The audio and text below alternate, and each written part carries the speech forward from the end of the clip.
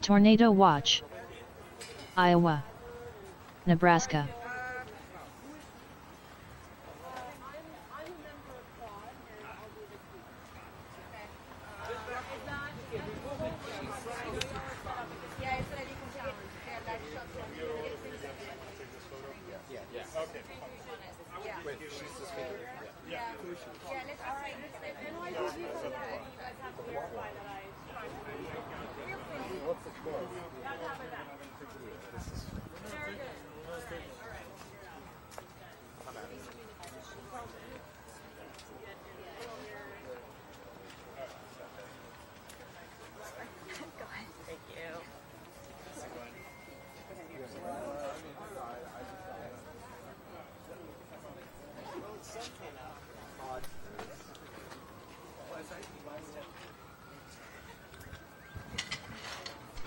Tornado watch.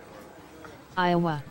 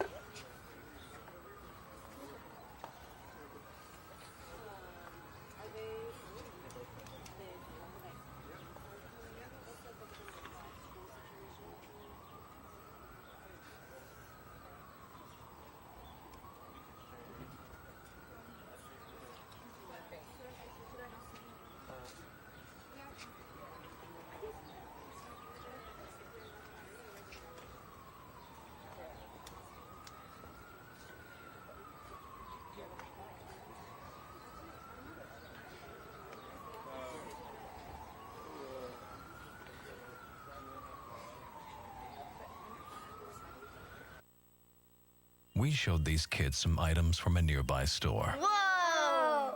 But they didn't know they were all tobacco products. Ooh, this.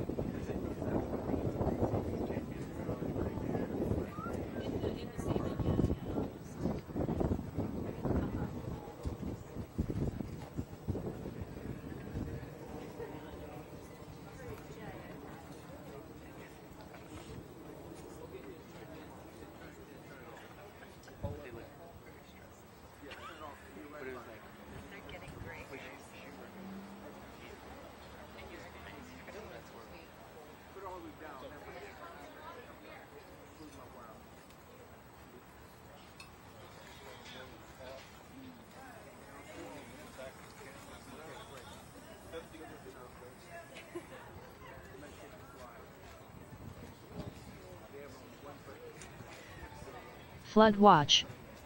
Oklahoma.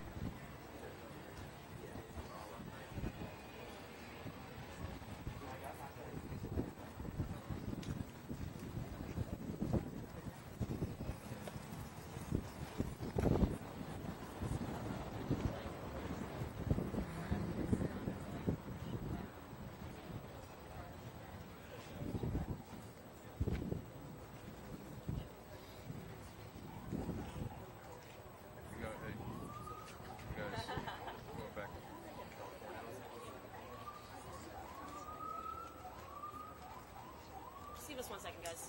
We'll get started shortly.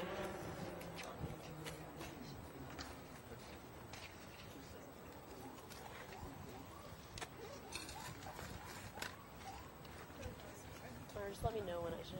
Do you want to get more in front? Whatever you guys want. Severe thunderstorm warning. Pennsylvania. Good? Okay. Great. All right. Thank you so much for being here. I'm here today as a member of Quad, Columbia University Apartheid Divest, and also a member of Student Workers of Columbia, UAW Local 2710. I want to be clear, I don't represent the students and community members who participated in the autonomous takeover of Hind Hall last night. I'm here today as a member of Quad because we're well positioned to share updates, and we want to ensure that the press gets the information that they need that hasn't been warped by the Columbia misinformation machine. We've seen them repeatedly lie to press, and we want to ensure that you have the facts from us as best as we're able to share them. So I'm going to begin by just repeating the information shared in the press release last night, and then I can share a few updates that have taken place since then. I'm not giving my name.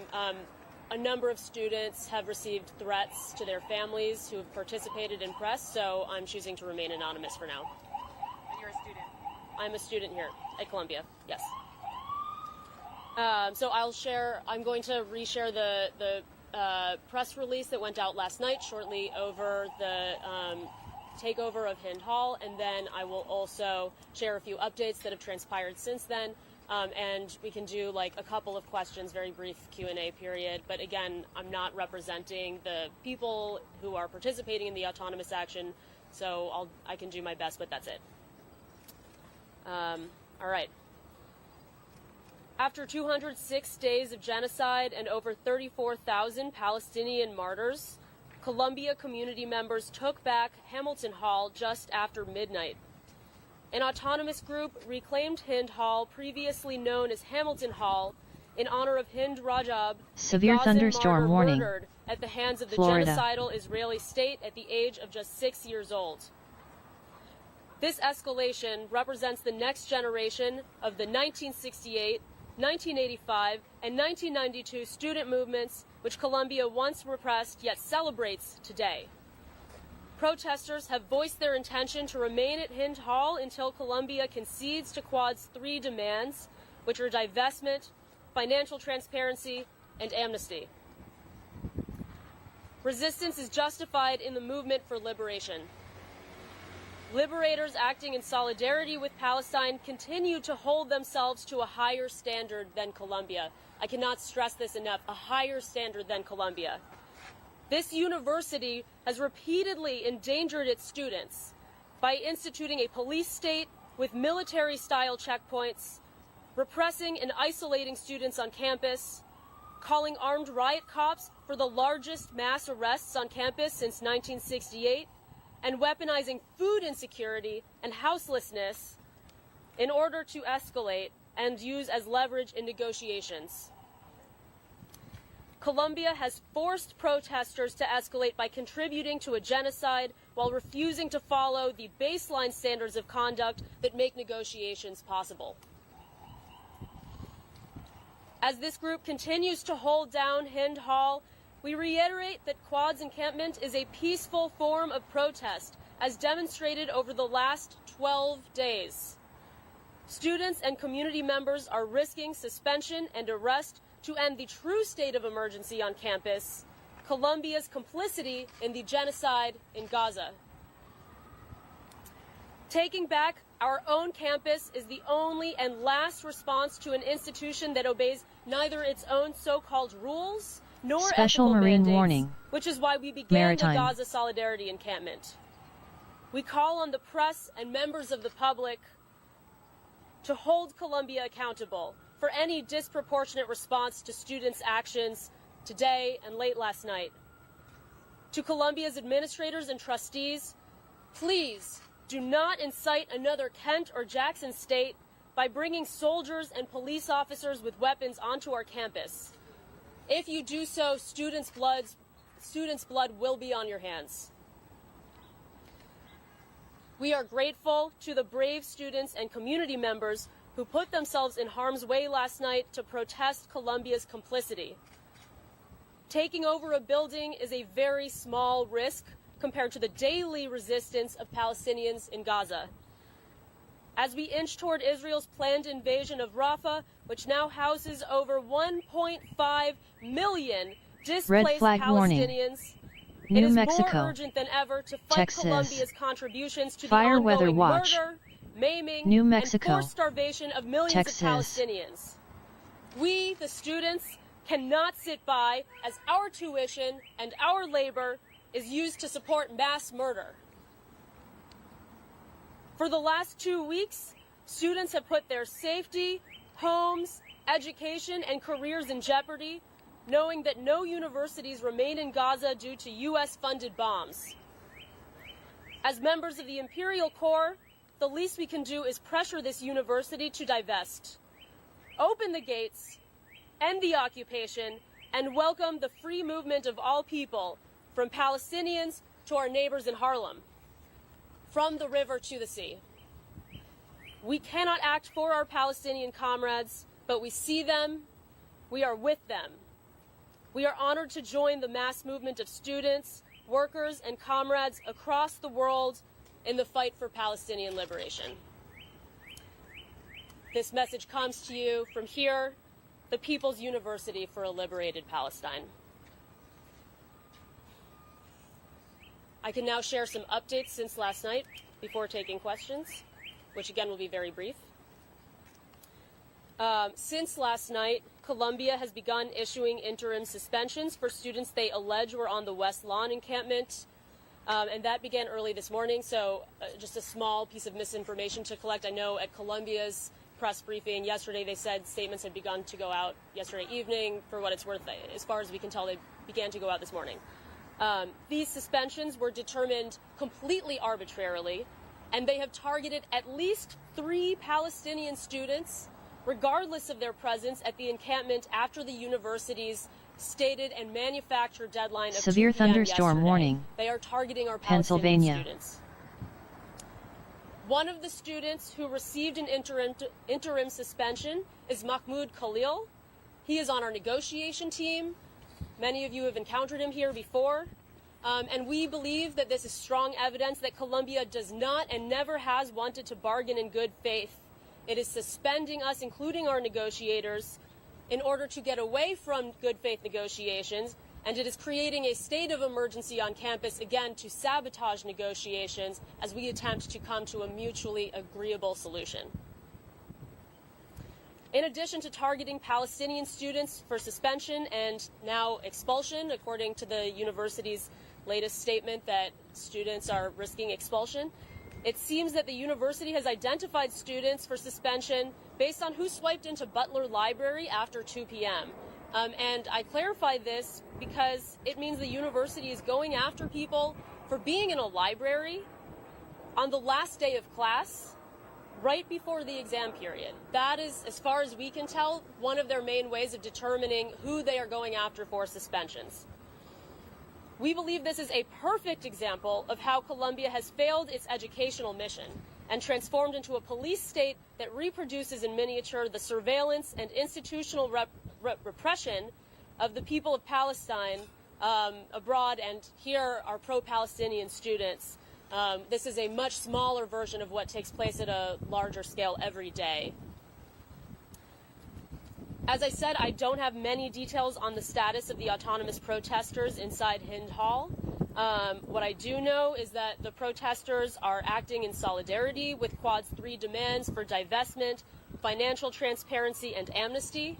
I believe they are also now demanding a commitment from Columbia not to send in NYPD or public safety, which we believe would be a grave risk to the well-being of students on this campus, including the students who are in Hind Hall right now.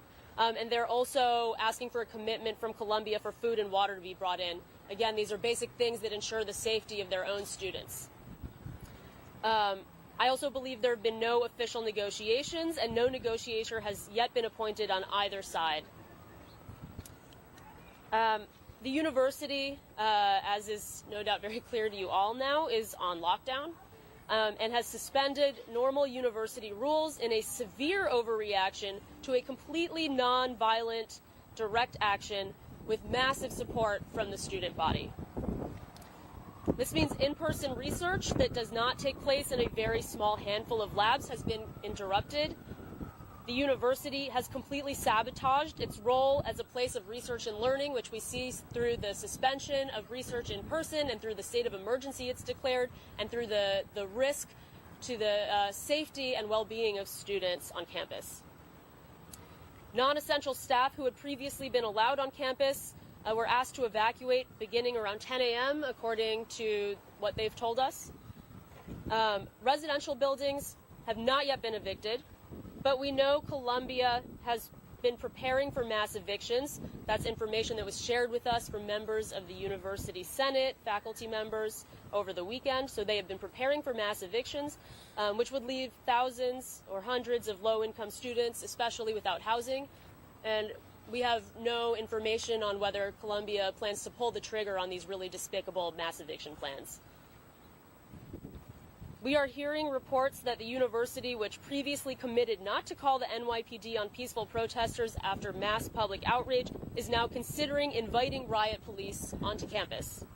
Flood warning.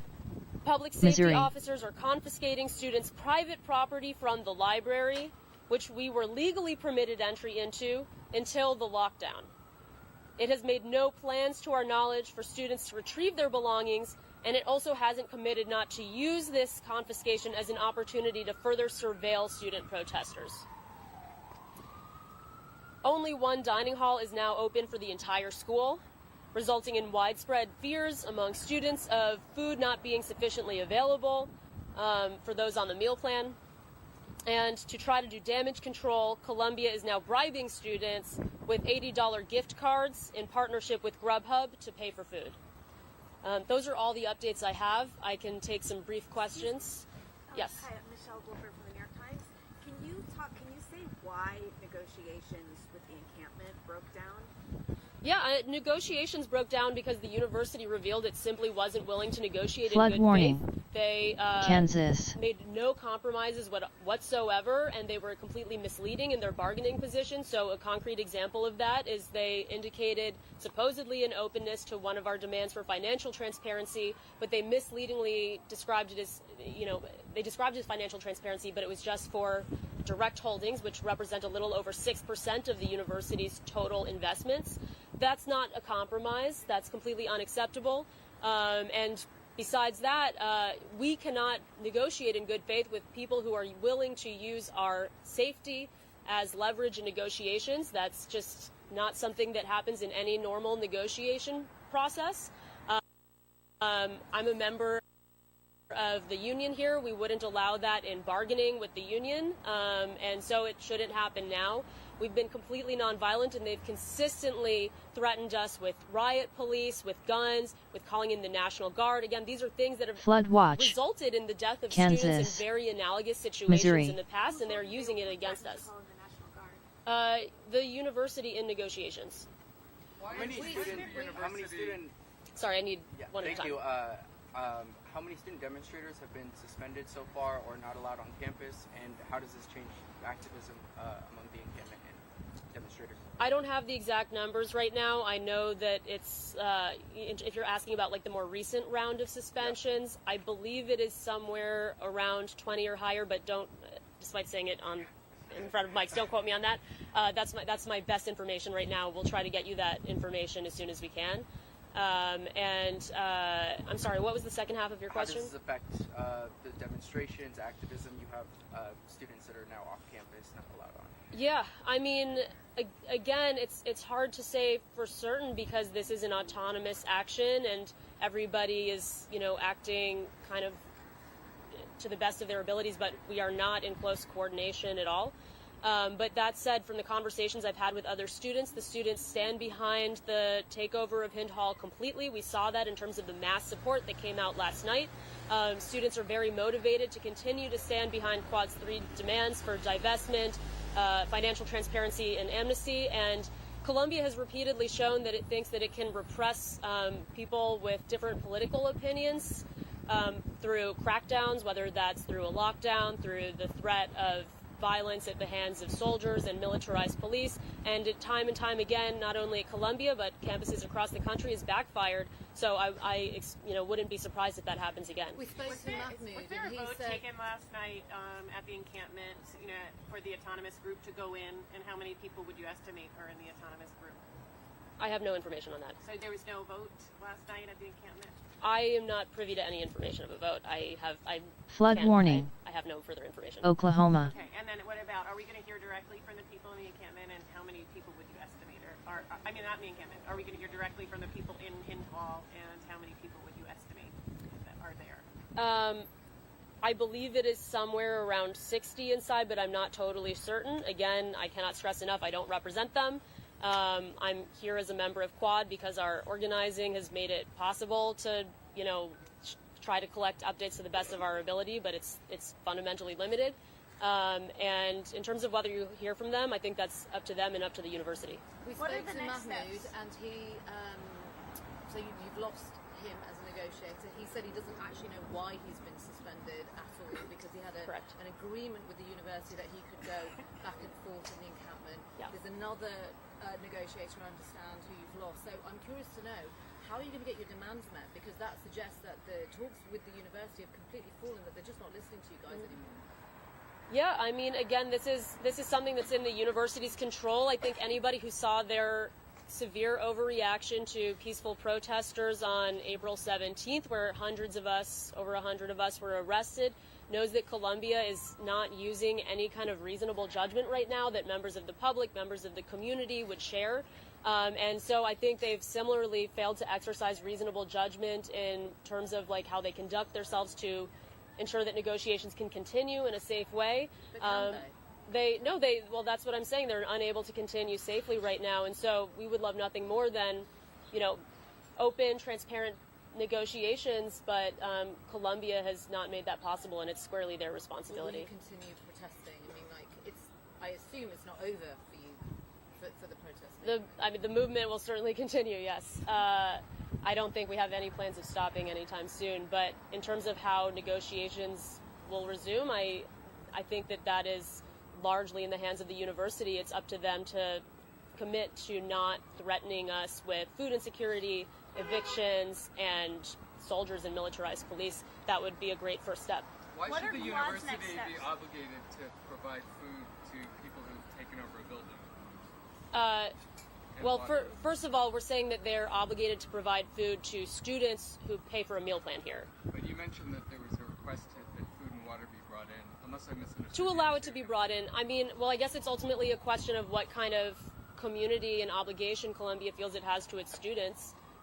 Do you want students to die of dehydration and starvation or get severely ill, even if they disagree with you? If the answer is no, then you should allow basic, it's crazy to say because we're on an Ivy League campus, but this is basic humanitarian aid we're asking for. Could people please have a glass of water?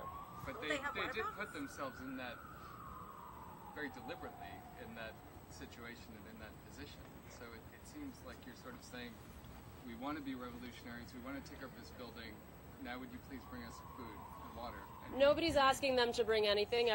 We're asking them to not violently stop us from bringing in basic humanitarian aid.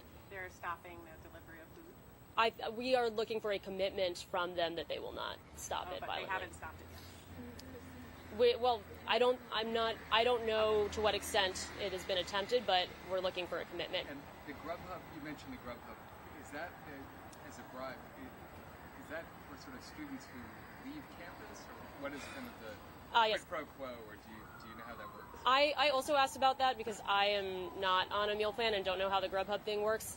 So what I was told is that Columbia, through the dining hall program, has a partnership with Grubhub that allows them to allows students to leave campus to go pick up food, and so Columbia's giving students $80 through that program, and students so far who are in dorms can leave and come back, but they're the only people basically who can leave and come back. What are Quad's next steps, and could any of this impact graduation? Are there any plans to demonstrate at graduation or anything like that you know of? I don't have any information one way or the other about graduation plans. I think that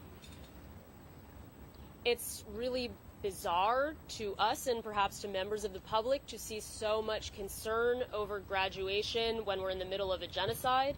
I think you have to really look at what's important here. The students here stand behind. It's so obvious from just being on campus. We've seen mass support for the protests. Those are the people who are impacted by a potential risk to graduation, and they're saying, no, not in my name. Please, Columbia should not be participating and severe thunderstorm warning because of a graduation Pennsylvania ceremony. That's not something they want. Flood warning. It's really up to Columbia to Kansas. come to a peaceful solution as soon as possible if it wants to preserve graduation, but that's entirely something in their control. Can you explain the relationship between the students at Pine Hall and the encampment? I understand it's autonomous, but if they come from the encampment, and how many students are still currently on the encampment? I don't have that information, I'm sorry. Are there still students in the encampment? Yes, as far as I know, there are students both in the encampment at the West Lawn and a new encampment that sprung up, I believe, on Lewison Lawn, which is another lawn last night. I haven't been able to personally verify it because I'm not allowed inside, but that's the information I have. There's 3 quote-unquote encampments, one on the main lawn, one on the Lewison Lawn, and now one at Pine Hall. If you want to, I don't know that I would characterize that as an encampment, but yeah, 3 sites of protest, maybe we could say, yeah. Can you give us a sense of what sort of organisation and planning went into last night? No, I can't. And what sort of coordination is between your group and the protesters inside? I don't have sufficient information to share that right now. Are you all 3 suspended? I'm suspended. I don't know about the other people here. We're not all 3 suspended. I am. I am one of the students who was arrested and suspended for peaceful protest on April 18th. Do you think talks are still going on? They're not. No, they're not. I mean, the university has suspended and banned from campus one of its 2 negotiators. Can you talk about the people that are participating in those various actions and their comfort with potentially being expelled as a result of this? What's your sense from the people's varying level of risk? Yeah, I mean, again, I don't represent those students and I'm not inside, so I can't speak to their state of mind right now, but from everything I know from speaking with student protesters on campus, we have all undertaken risk to our safety, our careers, our education, knowing that it shouldn't be that way and it doesn't have to be that way, but it is that way because of Columbia's violence against us and retaliation against us, and occasionally members of the public's retaliation against us. That's risk that we're motivated to take on because this is, it's been over 200 days of genocide, and bodies are being recovered in mass graves in hospitals with, their hands behind their back, execution style, or while wearing surgical gowns. This is something that we feel responsible for since our tuition and labor is, fueling that. And we are willing to take on an extremely minor amount of risk compared to what the heroic people of Gaza are dealing with every single day. I can take one final question, and then I think we should end this. What kind of support are you getting from the Harlem community? The Harlem community, I think there are kind of 2 parts of this question. The first is that it's really our obligation as Columbia students to support Harlem and not Harlem's obligation to support Columbia. We are on stolen land from indigenous people and the land of people who were displaced from Harlem. The 1968 protests that resulted in an occupation of what was formerly Hamilton Hall partly revolved around where we are right now, which is Morningside Park, where Columbia attempted to build a segregated gym that would segregate the wealthy white people from Morningside Heights, where we are now, from Harlem Land, and that was one of the sites of contest and reasons for protest in 1968, and that continues to be an object of concern to us now, is that as a white person at Columbia University, an Ivy League college, I benefit every single day from Columbia's displacement of the people of Harlem. I've been here a long time, and I've seen the way that Columbia has pushed out predominantly Black and Hispanic people from the neighborhood here. Often, anyway, don't get me started. I'm passionate about it. I'm upset. So our obligation is to support Harlem, not for Harlem to support us. But that said, none of this is possible without the support of the community in New York, in Harlem, across the world. This is an international movement, and it is also a coalitional movement that has involved many people from neighborhoods like Harlem, because we recognize that we have a shared fight. And when we say things like from the river to the sea or open the gates, it's in recognition of the shared fight that unites people at Columbia University, the people in Palestine, and people in Harlem. That's it. Thank you. Could you restate your name? I'm not sharing my name. Thank you. Oh, how should we refer to you? Is there like a known... I'm a student at Columbia. Grad student or undergrad?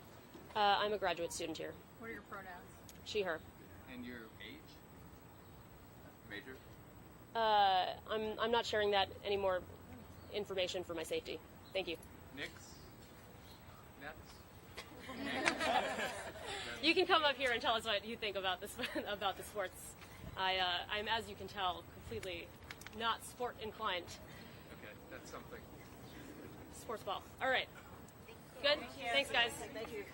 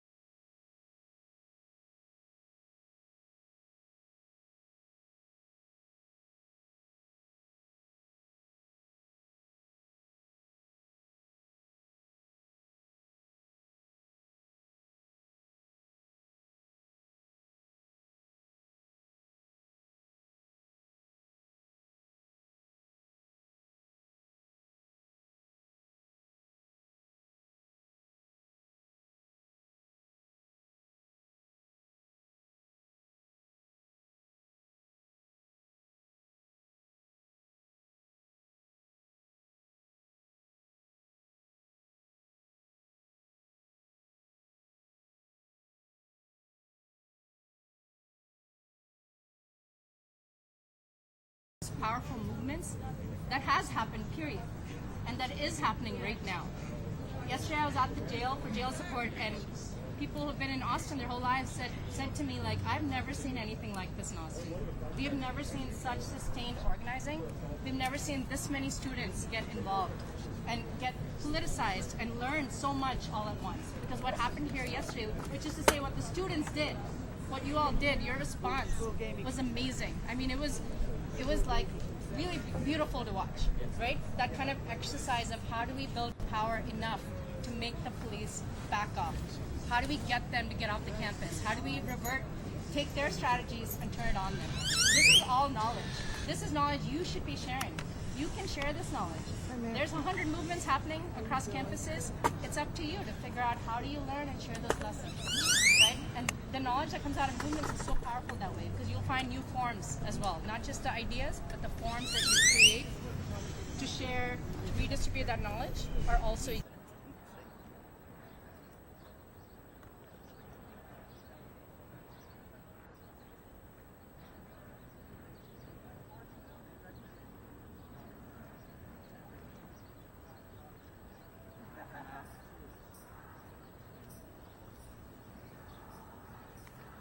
Let me get a wide shot of this in perspective.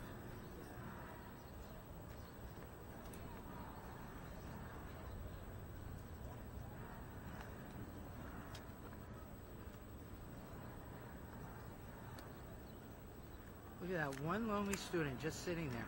Yeah, and that's good because it's set up for the graduation. And also, the alma mater session, there's only 3 people on the steps. 3 people what? There's only 3 people on the main steps over here.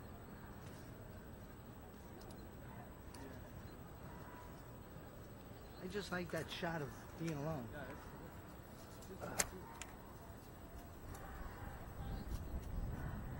What's that, Jeff? So this one's also. Oh, okay. That's a great shot of just so far away.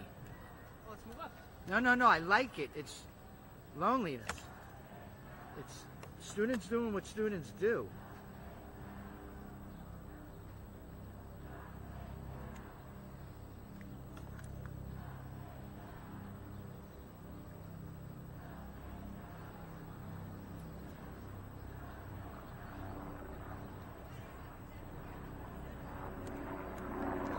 My card is running out, but they're rolling, so I'm not worried. Do you want to marry? Do you want to go around this way? Okay. Where's our... What a team! Here's our minder. We're going to go hi around there. this way. Thank you for chaperoning us. Yes.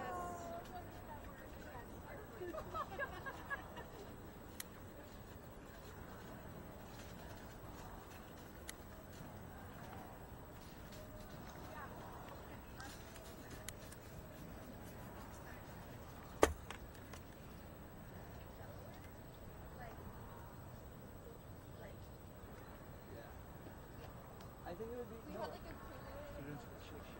Yeah, I just want to get shots for the... if they ever need a package. Yes.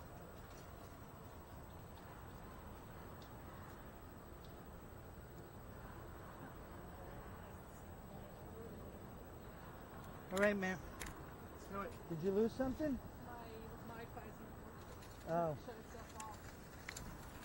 I'm sending pictures as Oh, I see.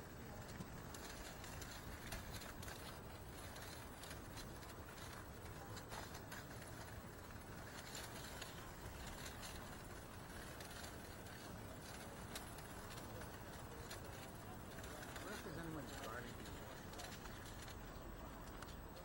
I would have hoped that people are Fire Weather Watch. honest. Oklahoma. Texas. Red flag warning. Oklahoma. Texas.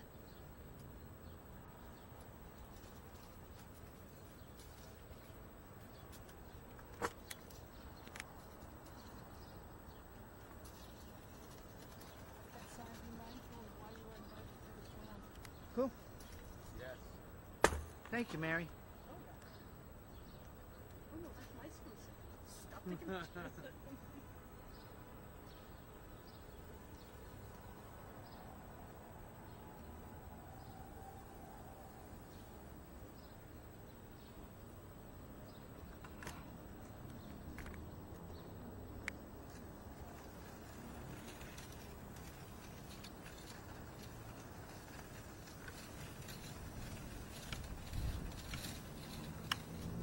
Let me get a wide shot.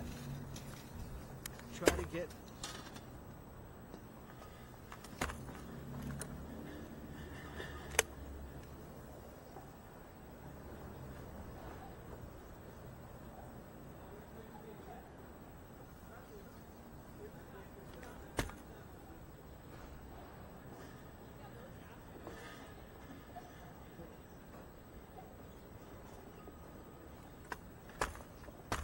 Yo.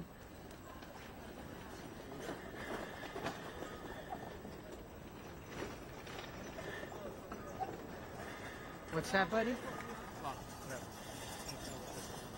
Yeah, that's not going. Do you think that's going to the students?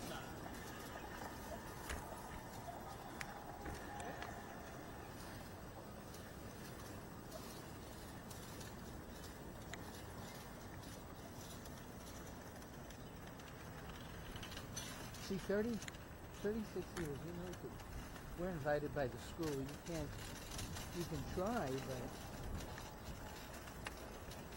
Yeah, I dealt with this when I was here.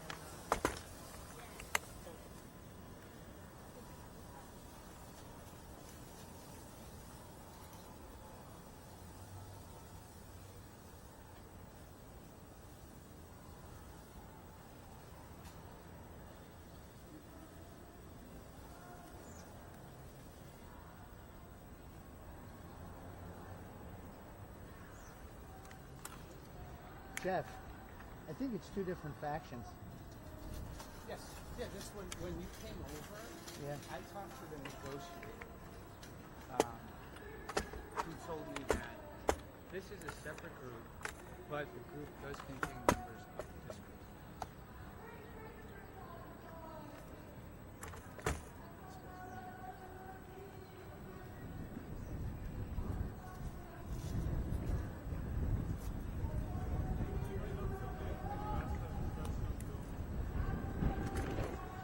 What's that, bud?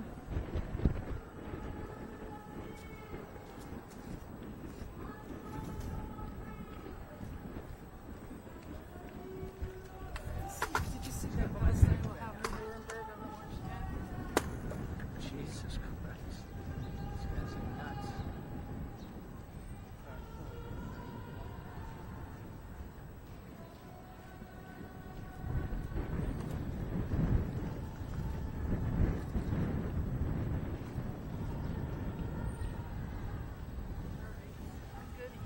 I'm good, and it's cold, Where's that girl? and it's cold.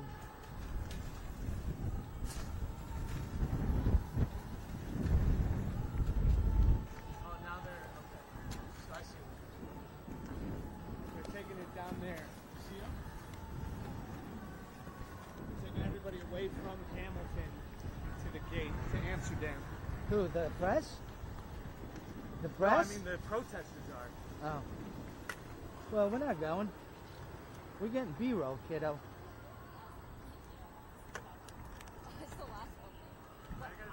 Does not mean that you have to believe a certain thing. Yeah, let's go. We all have varying levels of privilege, oppression, access, right? Varied levels on different fronts. It doesn't equate to who you are or what you believe in your actions. It is always your responsibility and all of our responsibilities to work through those questions because these are not abstract questions. We are conditioned to believe the things we believe. There's a reason that Zionism, right? They're very organized. It's a very organized ideology.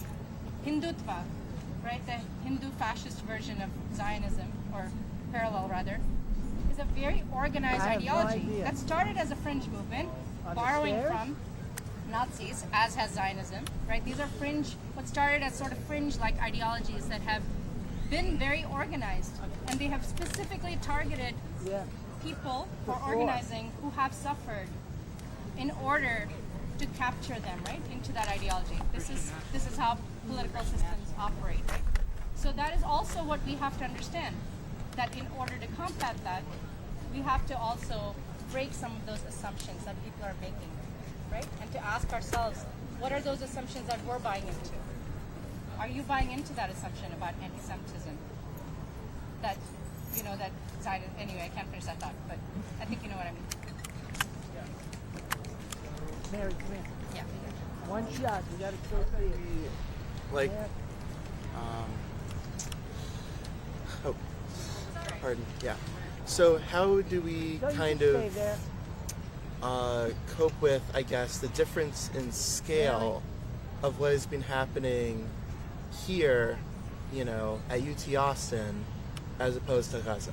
Like, I believe this was mentioned, you know, sort of in passing before, but what's going on over there is a scale of violence far greater than what we have faced. I believe yesterday there were massive airstrikes in Rafah, and they killed something like 20 or so people, including women, children, a baby just 5 days old. And Israel has been setting up checkpoints around Rafah to basically keep, quote, military-aged males inside in what seems to be the prelude of a Srebrenica-type massacre. Like, this is a level of violence, a level of premeditated eliminationist violence that we are not seeing Jersey over Mike's here. freshly slices it And right in yet, front of you. everything The that we've authentic been facing Jersey. here has already been, frankly, atrocious. It's been obviously clearly feels violent great, bro. and way beyond the pale. I can't do this another day. How do but we I sort feel of good. like square these thoughts, in our minds of like, this is completely unacceptable.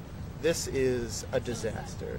Yeah. And I think that's it right there, is that both are completely unacceptable. State violence is unacceptable, and we want to resist it where we can, knowing that there is a difference of scale. I think for our purposes, gathered here, it's like the Severe thunderstorm reason we warning. are here is because of Gaza, Iowa. right? And so keeping Nebraska. that center, Severe but that does not thunderstorm negate warning. Tell you, these students are both, Nebraska. You know? They don't understand that the school gave us permission to be here.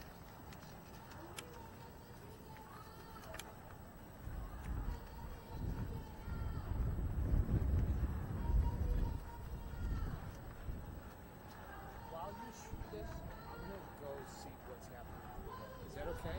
Go where? I want to see what's happening over there while you're over here.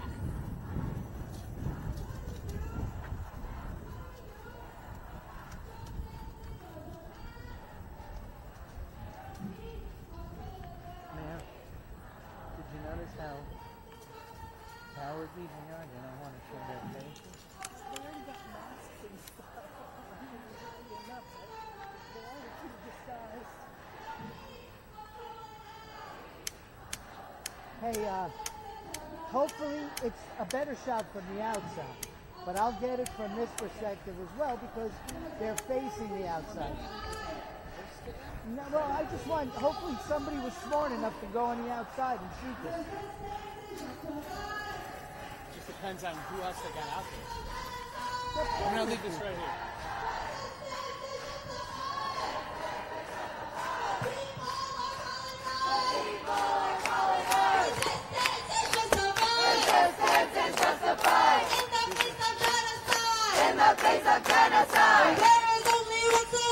There is only one solution. Intifada revolution. There is only one solution. Student revolution. There is only one solution. Intifada revolution. There is only one solution. Student revolution. There is only one solution. Intifada revolution. There is only one solution. Student revolution. Intifada, intifada. Intifada, intifada. Long live intifada. Long live intifada. Intifada, intifada. Intifada, intifada. Globalize the intifada. Globalize the intifada. Intifada, intifada. Intifada, intifada. Long live intifada. Long live the intifada. Intifada, intifada. Intifada, intifada. Globalize the intifada. Globalize the intifada. One solution. One solution. Special marine warning. Maritime. One solution. One solution. Revolution. Revolution. One solution. Revolution. Revolution. Revolution. How much do we need to give these kids?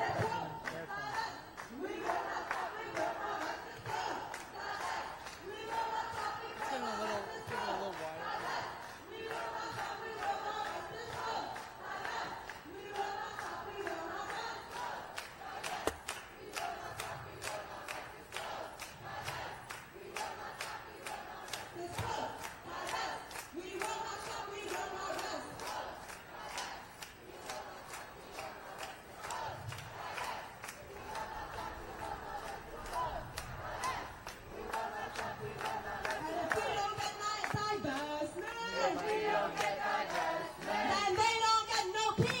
Flood warning.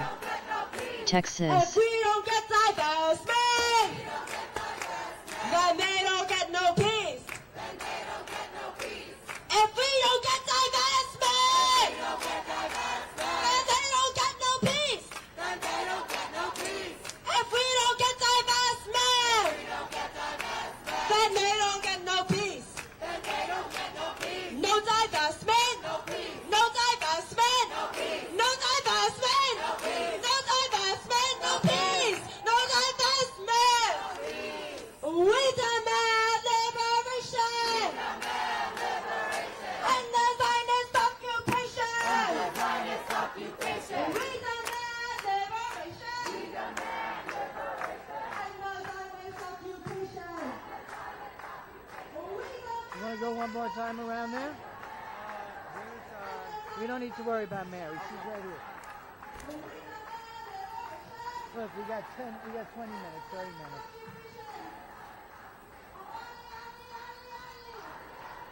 Too noisy.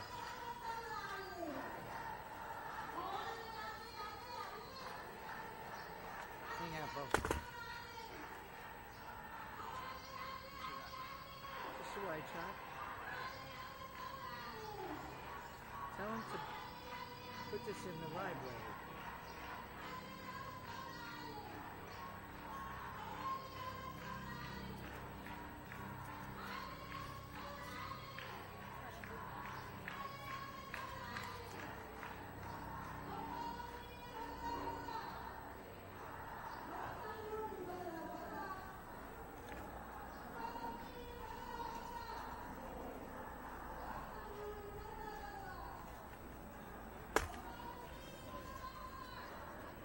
Flood warning. Louisiana.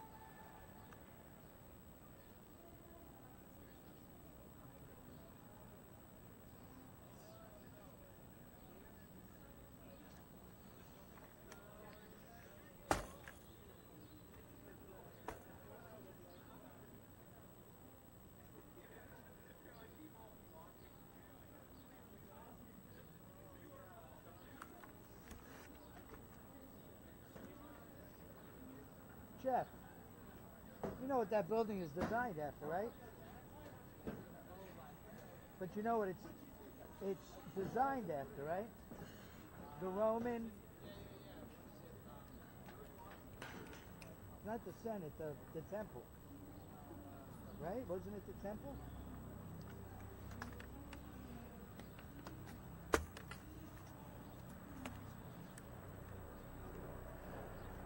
How you doing, bud? I'm fine. I just need you to refrain from going get on the bleachers, but other than that, I'm fine. You got it. Just getting a wide shot.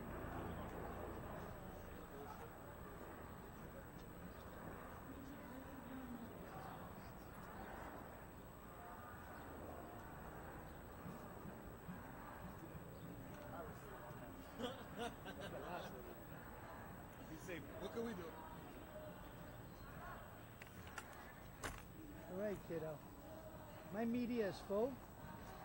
but they're rolling. So. Red flag warning. Have them roll. New Keep Mexico. rolling. Severe thunderstorm warning. Florida. Okay. Fire weather watch. Yeah, but New tell them Mexico. also that we tried to get, B-roll, so if they ever need it for future, they. So your card is full, right? Yeah. What do you think that is?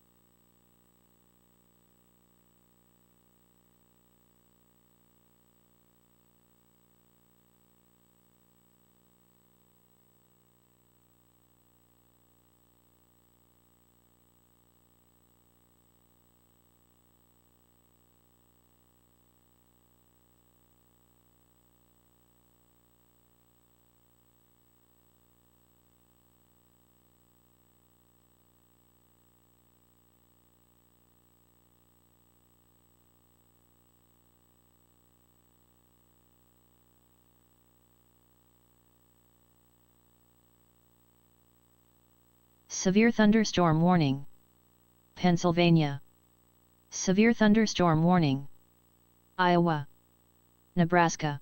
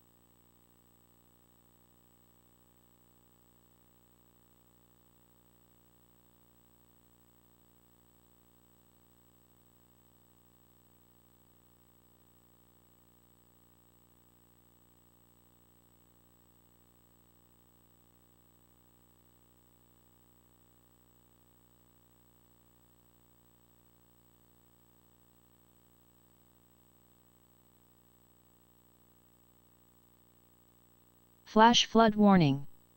Florida.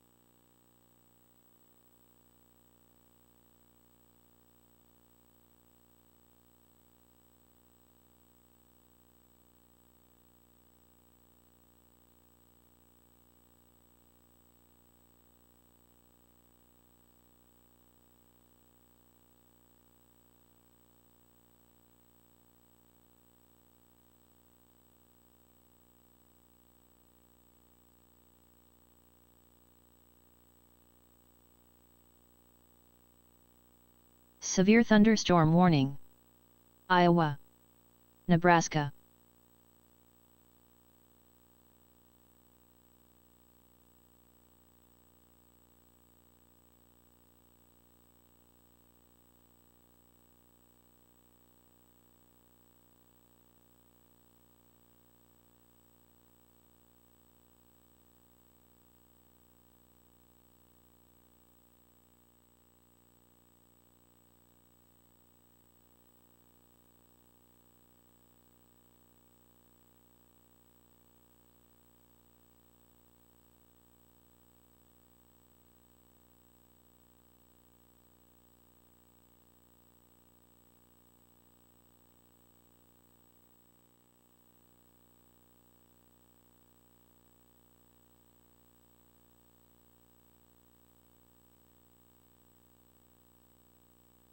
Severe thunderstorm warning. Nebraska.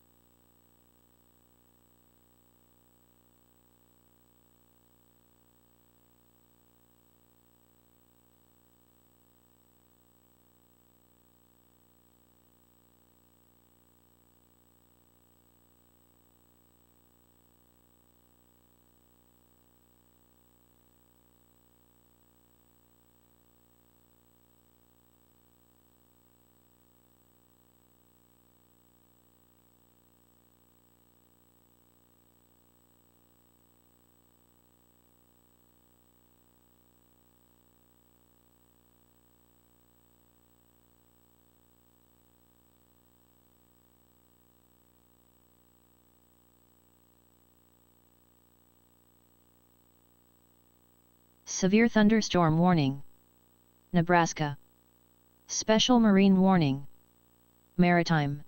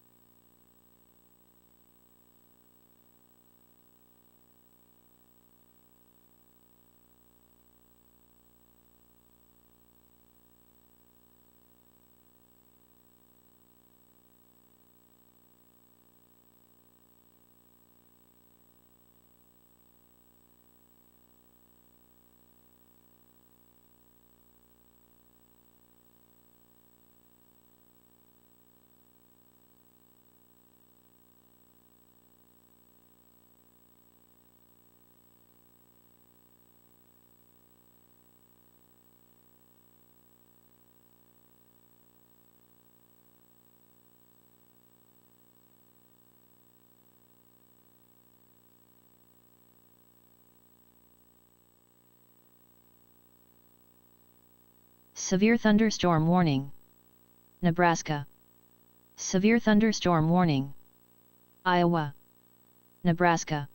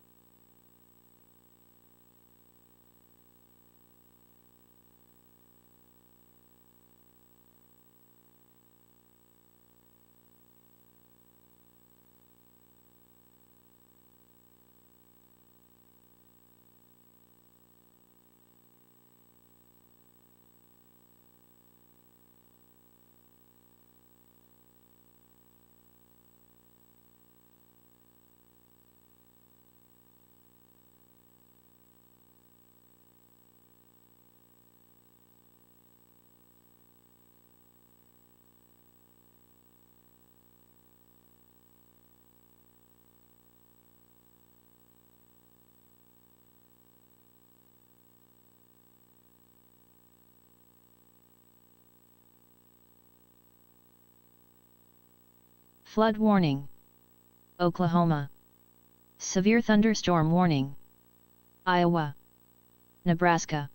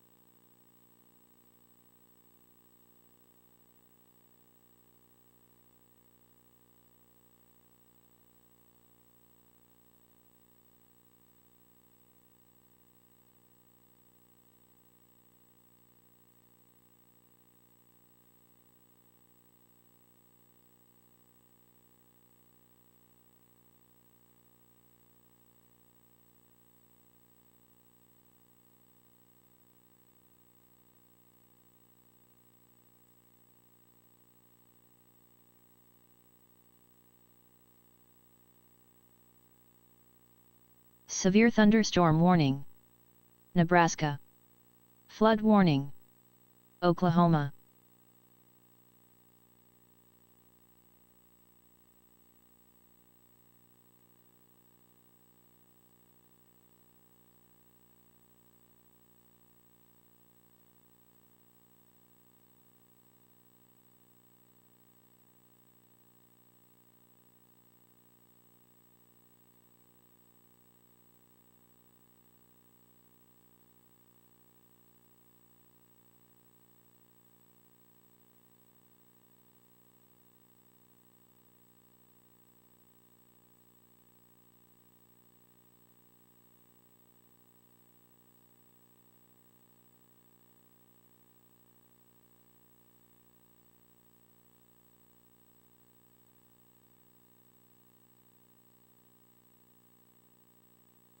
Severe thunderstorm warning.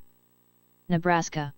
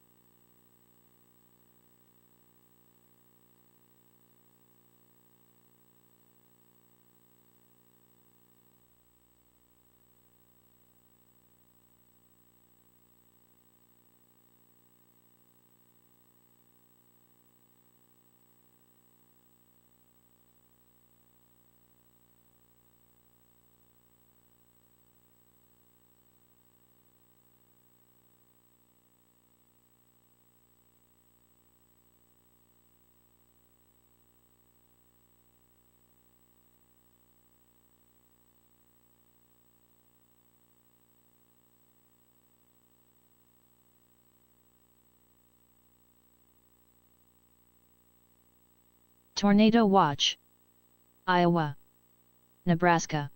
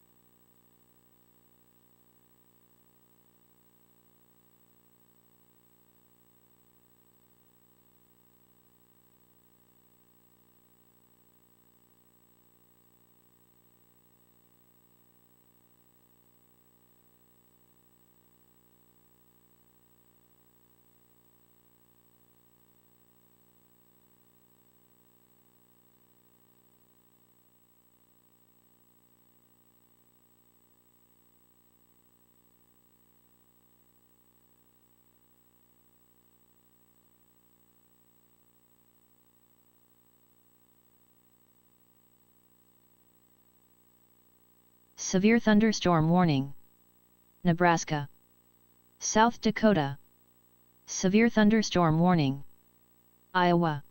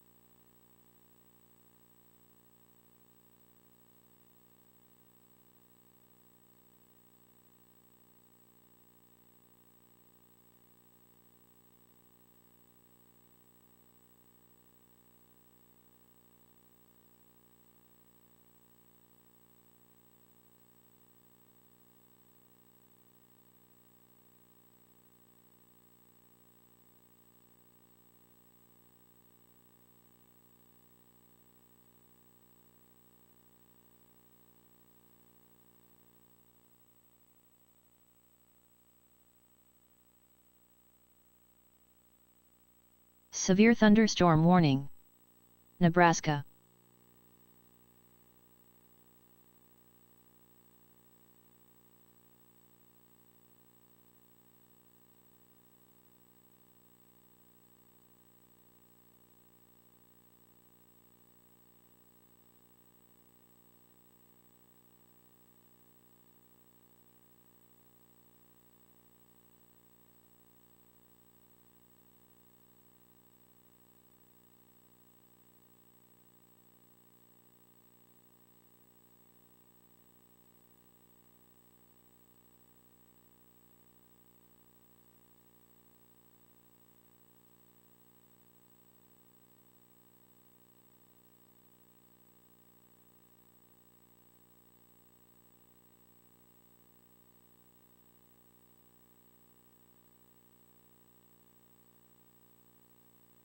Flood warning. Nevada.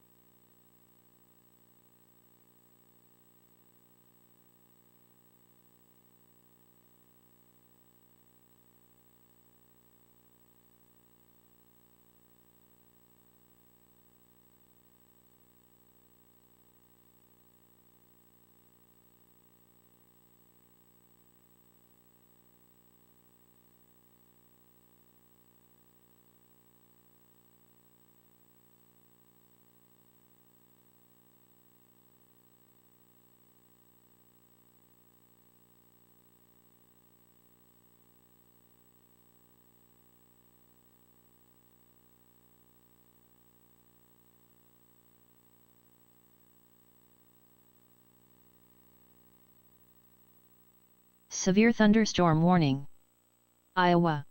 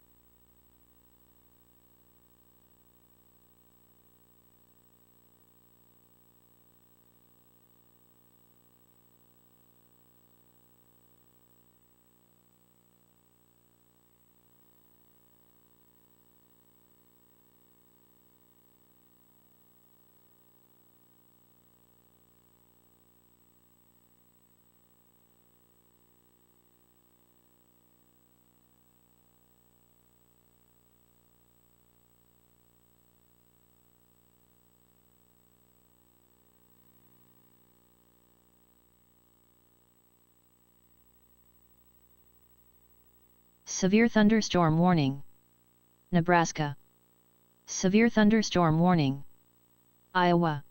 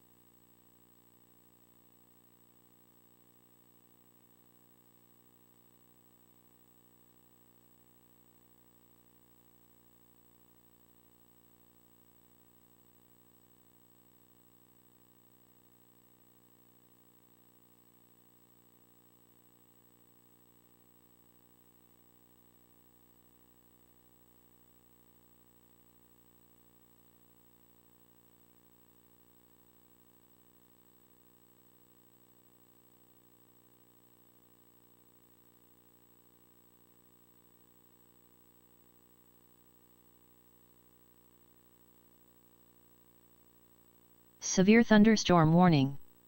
Iowa. Nebraska.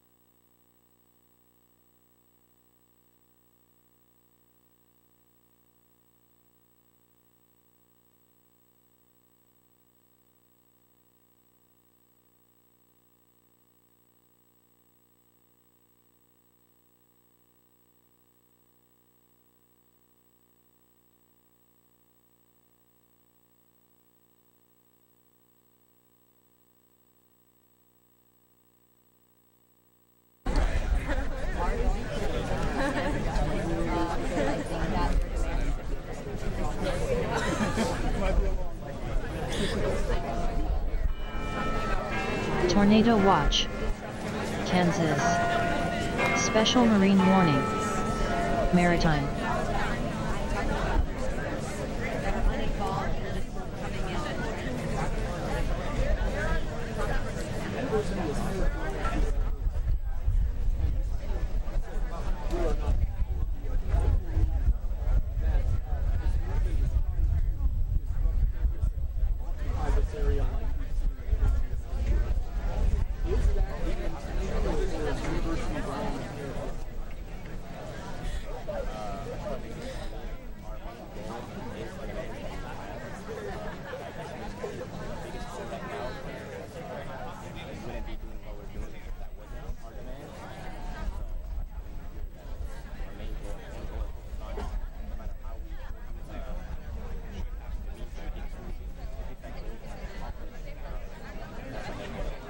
Tornado watch.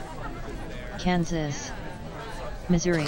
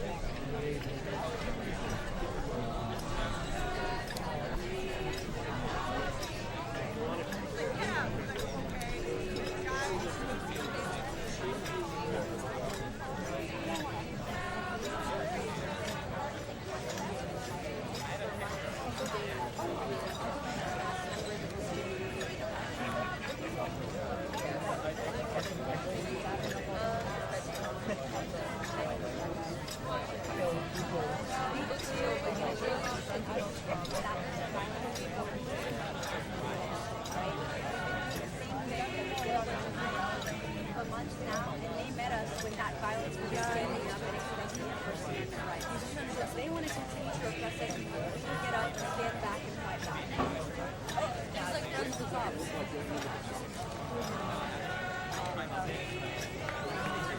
Yeah.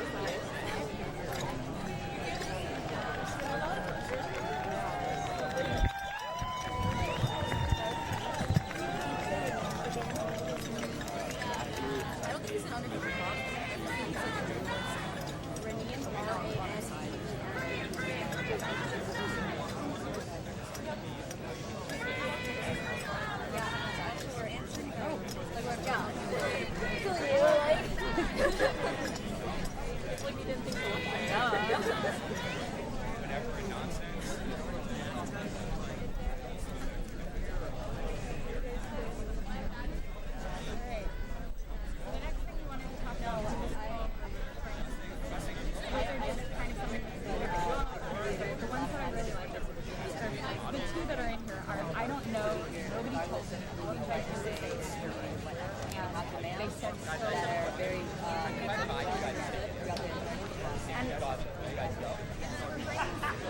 Their way of emphasizing things, their way of changing things every time you say them, they become a little bit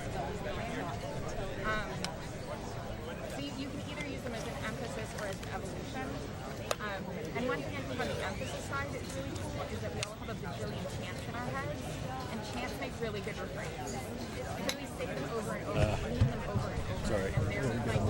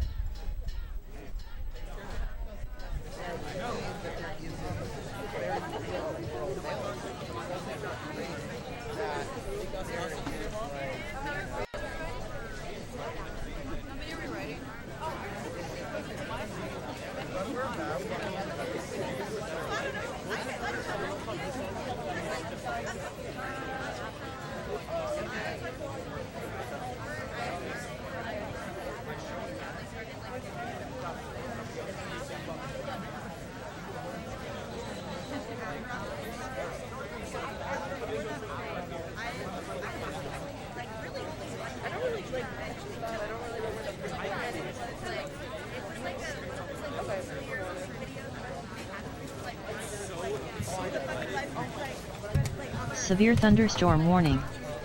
Texas. Flood warning. Texas. Severe thunderstorm warning. Kansas. Severe thunderstorm warning. Iowa. Tornado watch. Iowa. Nebraska.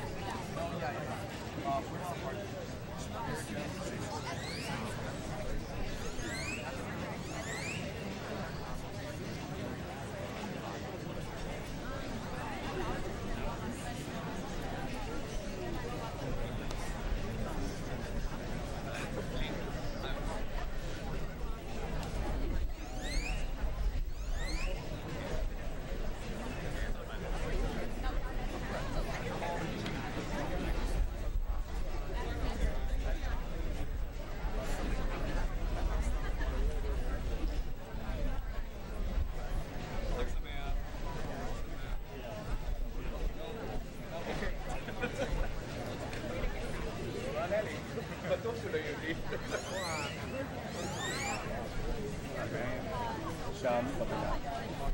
יש כמה, וגם כמה...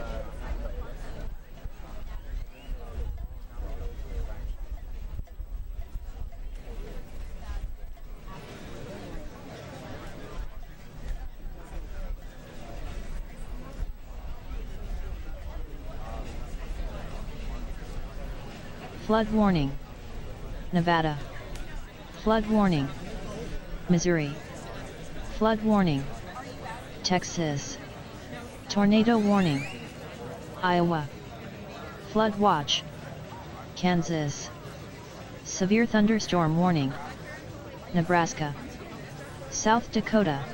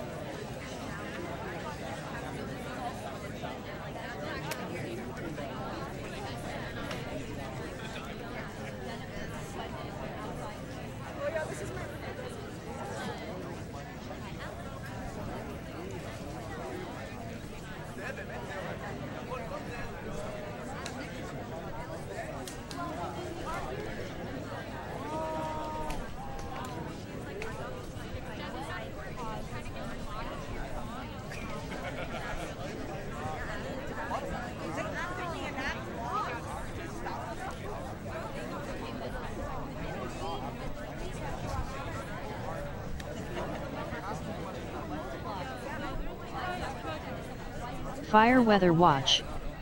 Colorado. Red flag warning. Colorado. Severe thunderstorm warning. Kansas. Flood warning. Minnesota.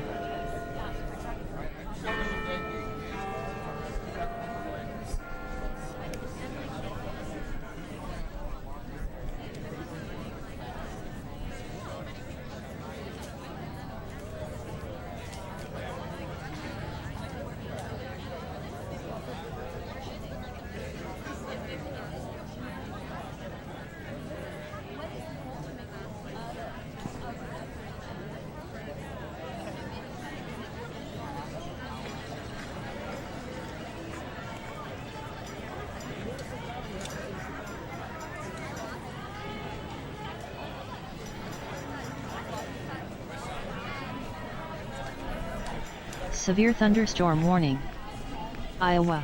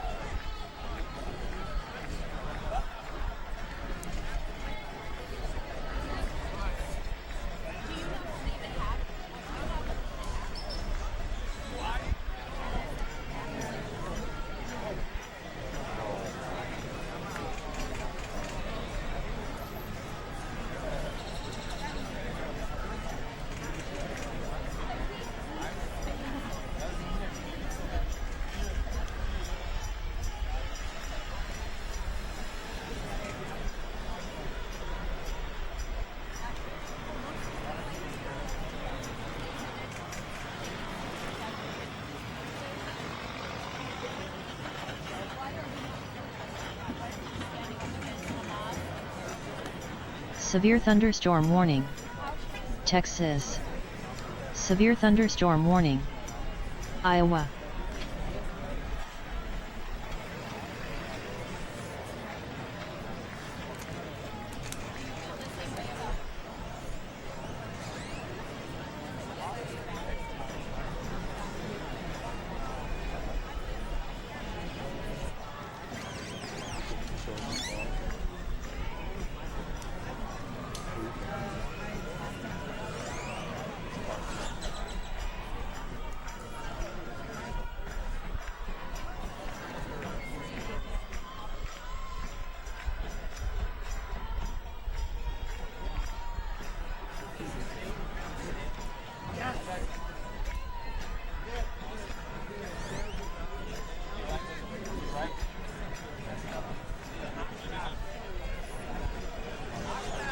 Severe thunderstorm warning. Oklahoma. Severe thunderstorm warning. Pennsylvania.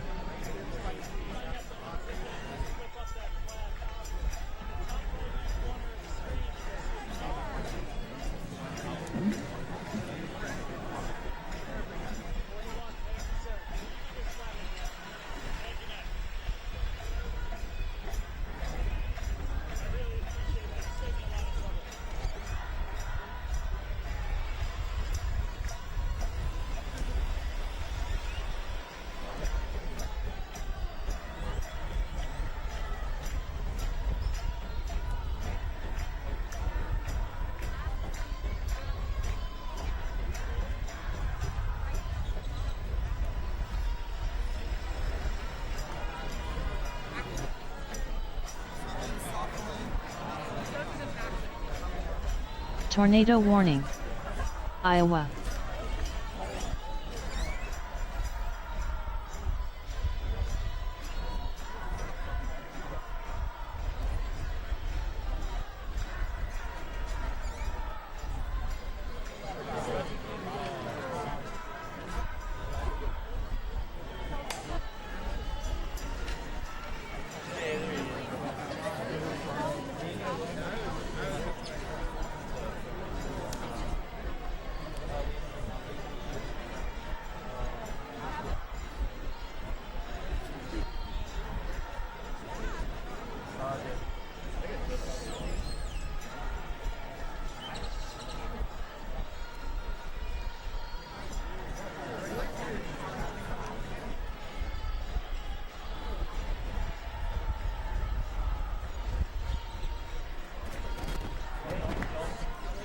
Special marine warning.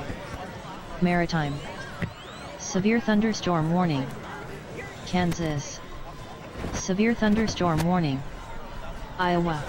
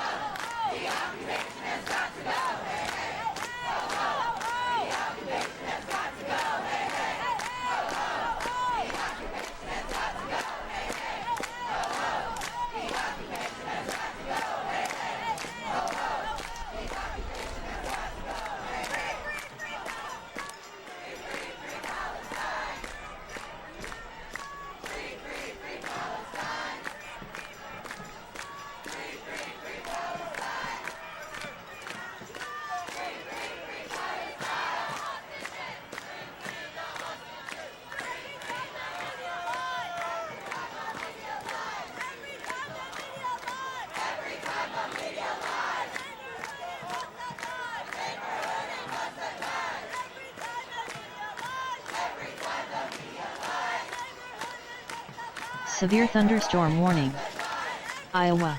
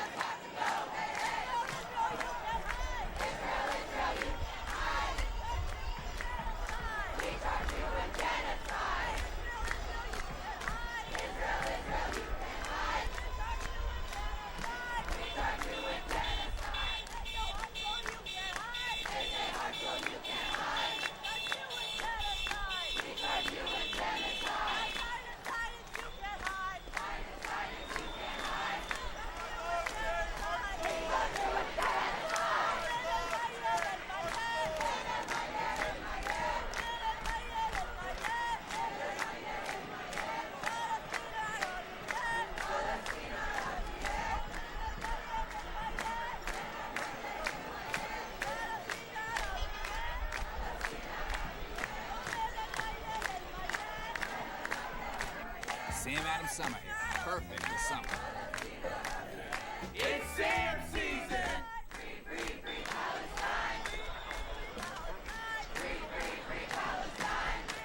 Flash flood warning. New York.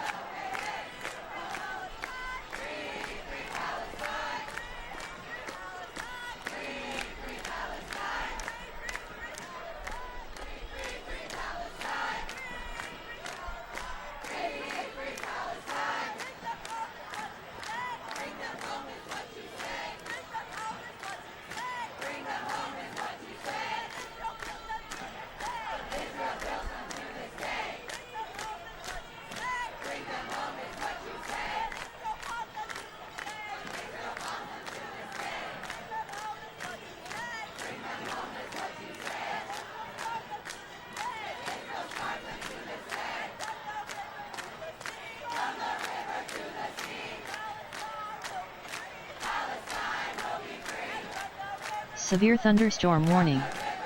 Iowa.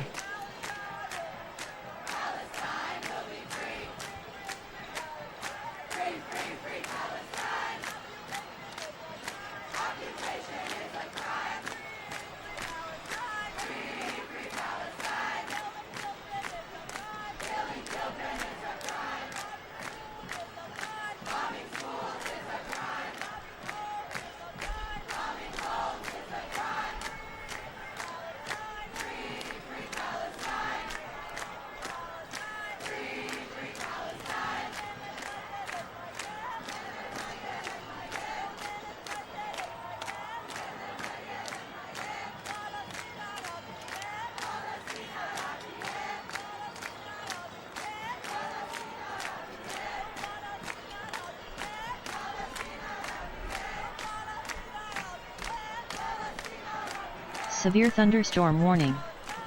Pennsylvania.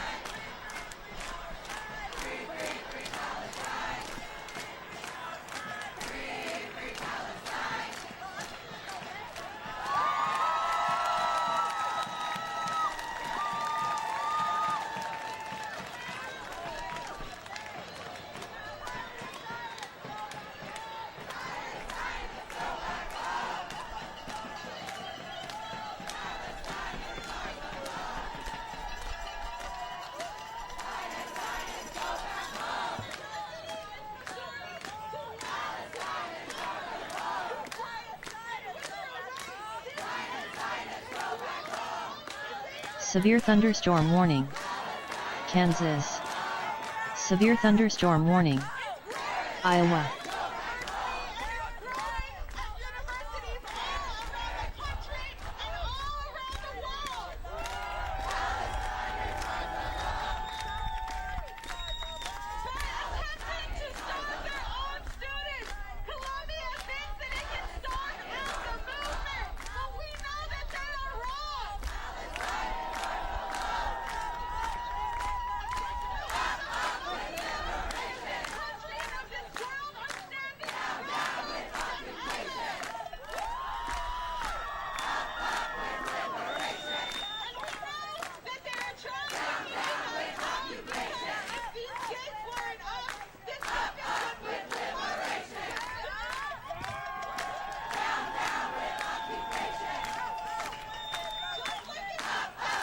Severe thunderstorm warning.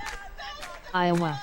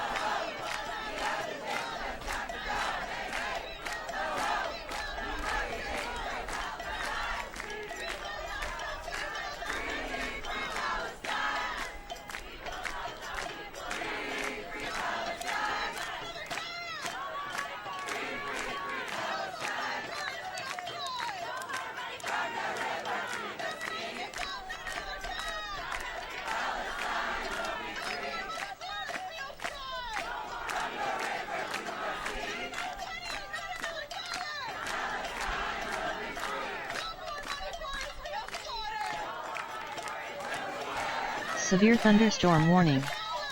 Pennsylvania.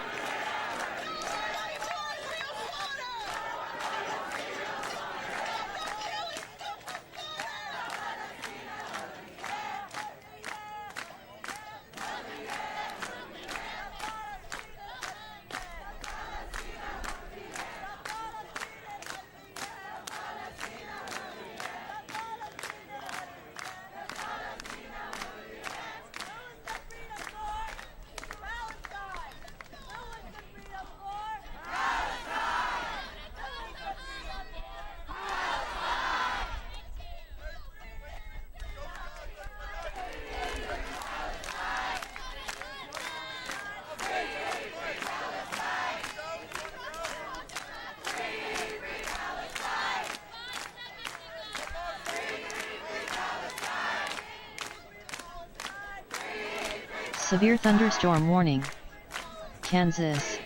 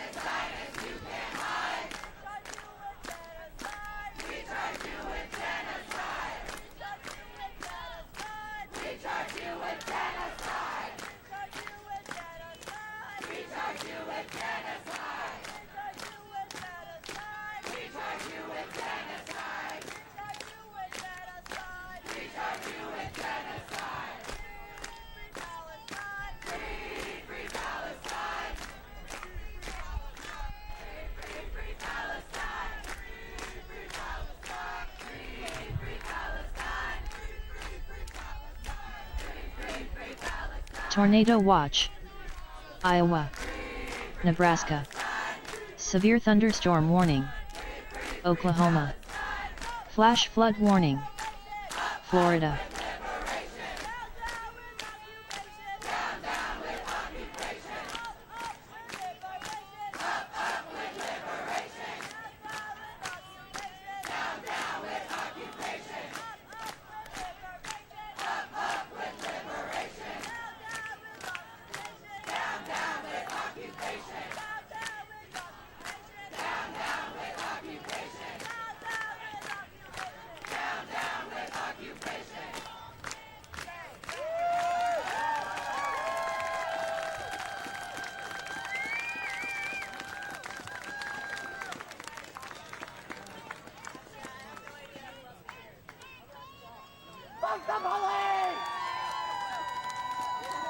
Winter storm warning. Montana. Winter storm watch. Montana.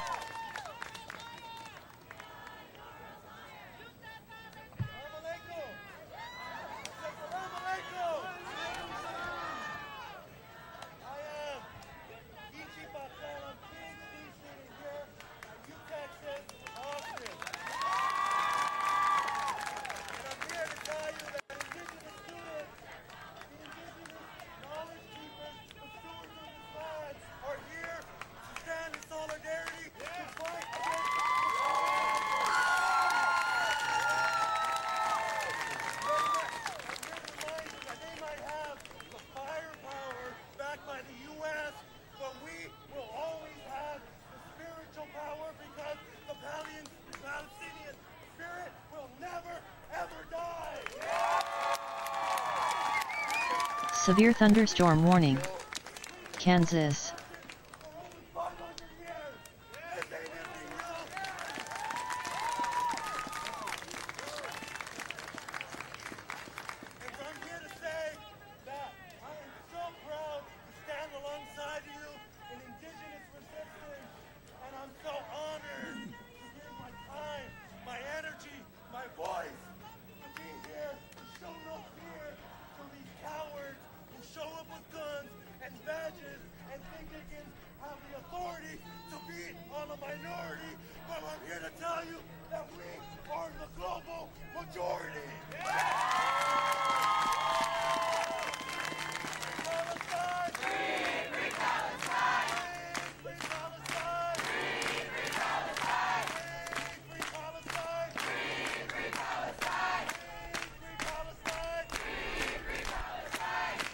Severe thunderstorm warning. Oklahoma. Severe thunderstorm warning. Nebraska.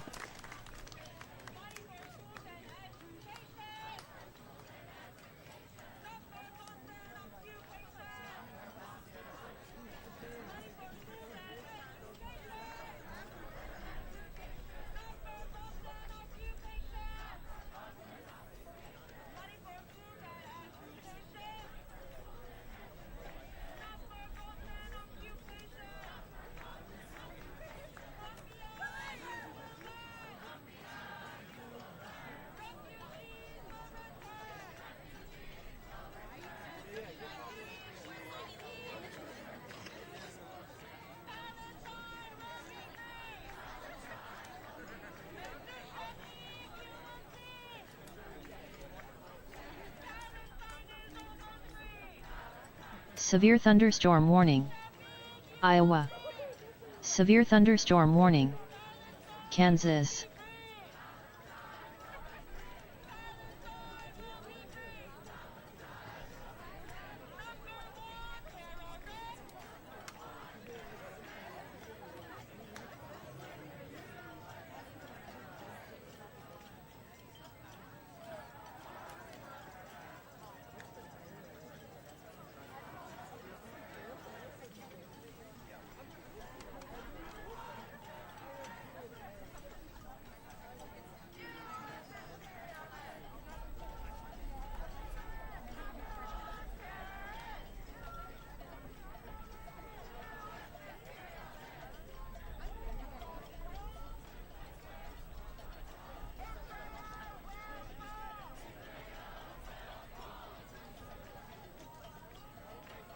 Severe thunderstorm warning. Iowa. Severe thunderstorm warning. Kansas.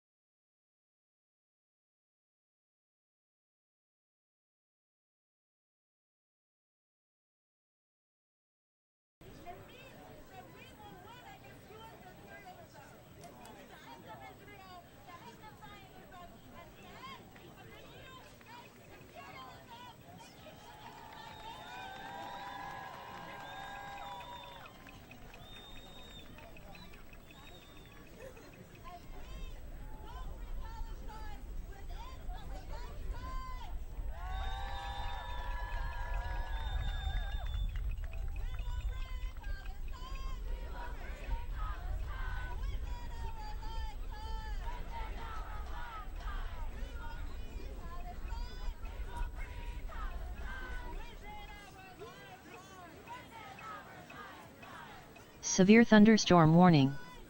Nebraska. Severe thunderstorm warning. Pennsylvania. Tornado watch. Iowa.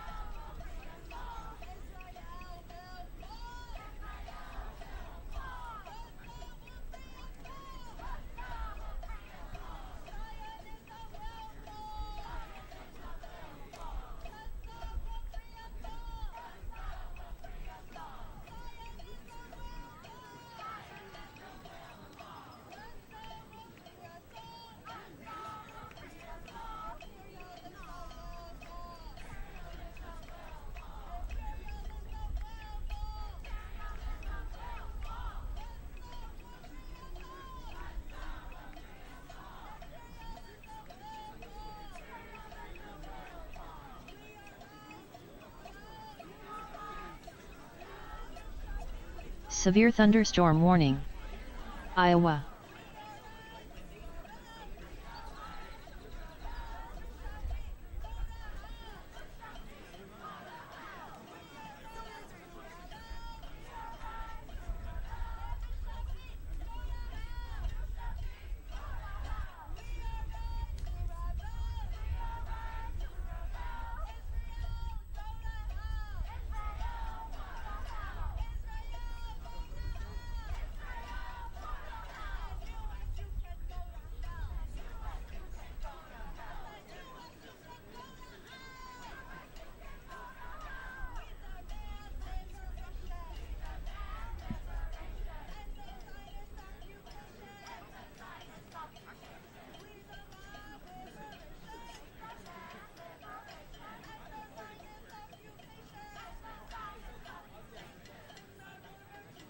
Severe thunderstorm warning.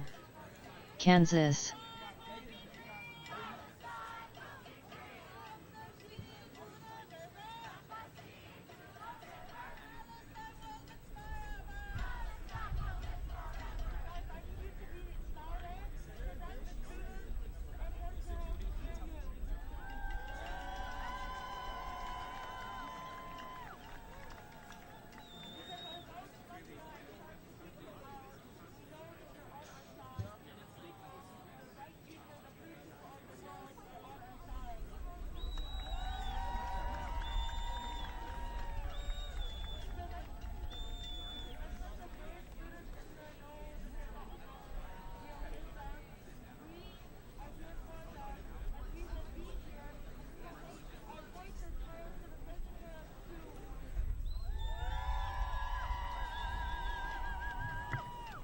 Tornado warning. Kansas.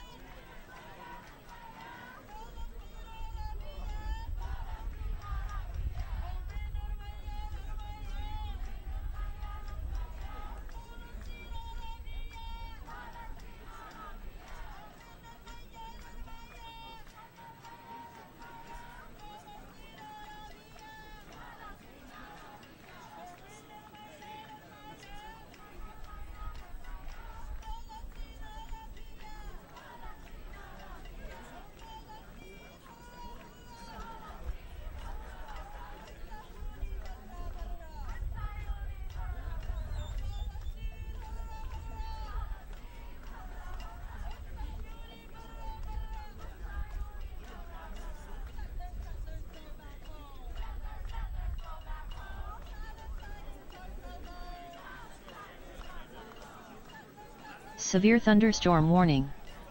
Kansas. Freeze watch. Utah.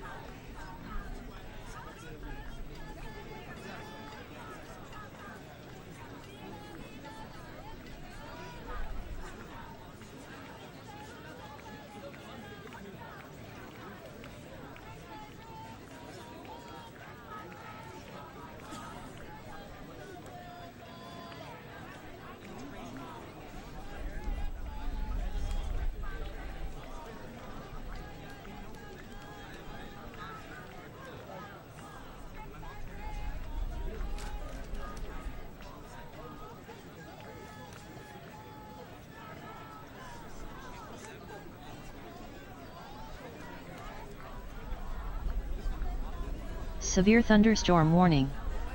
Texas. Severe thunderstorm watch. Texas. Severe thunderstorm warning. Iowa. Severe thunderstorm warning. Kansas. Severe thunderstorm watch. Oklahoma. Texas.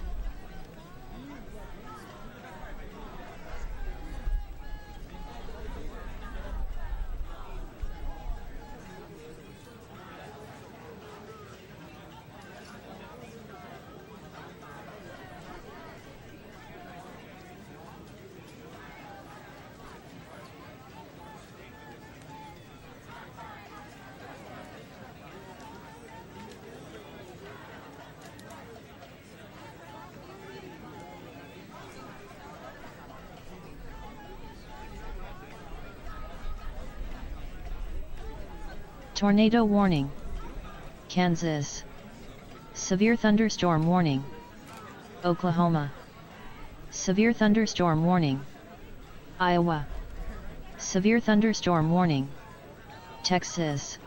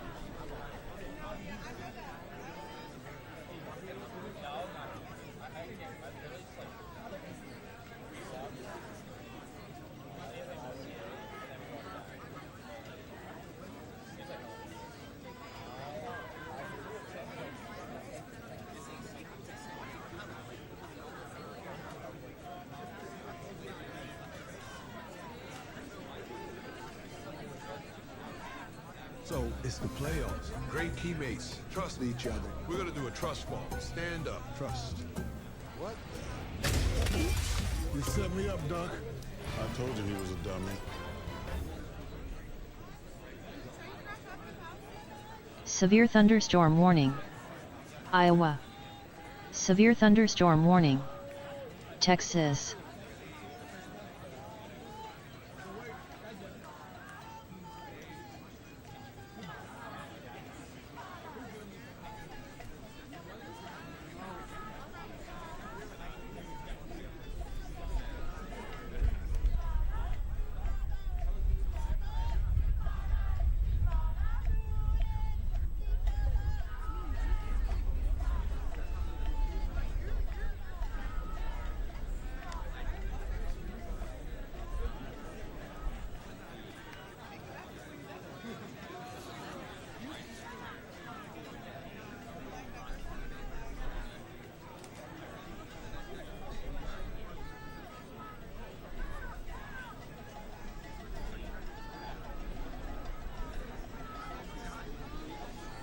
Tornado warning. Kansas.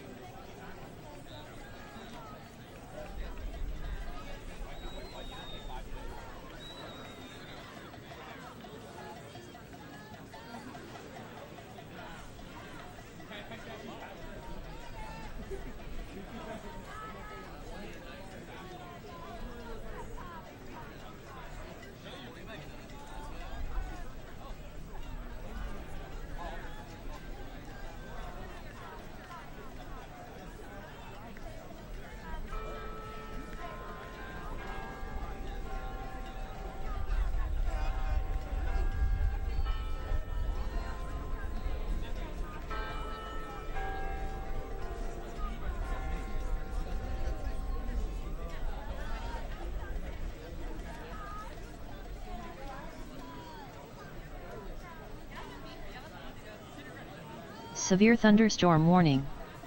Oklahoma.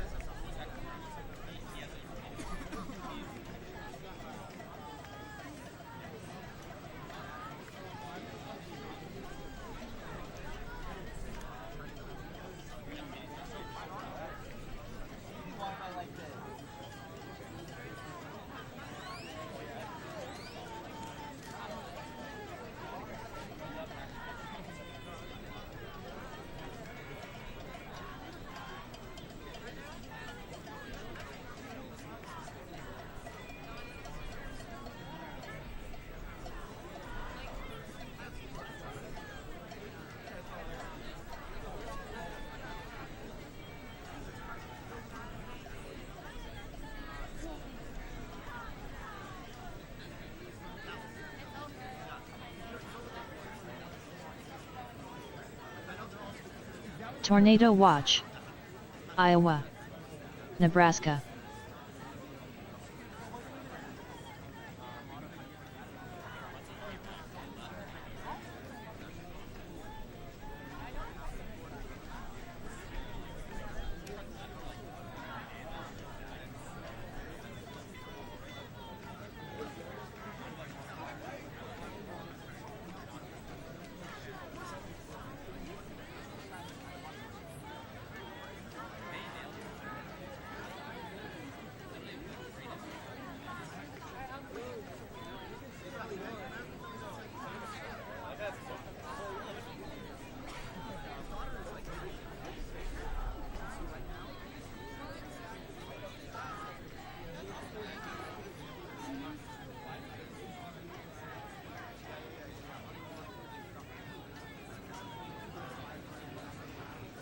Severe thunderstorm warning.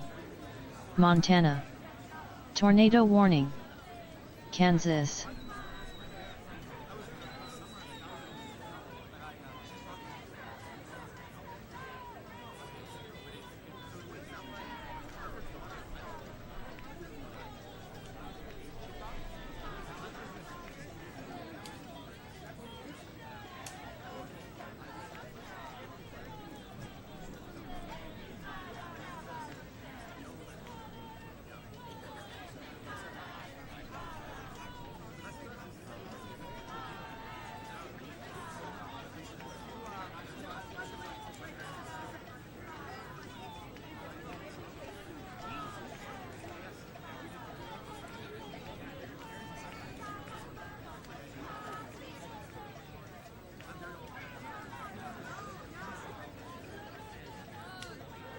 Tornado watch. Iowa. Nebraska. Severe thunderstorm warning. Iowa.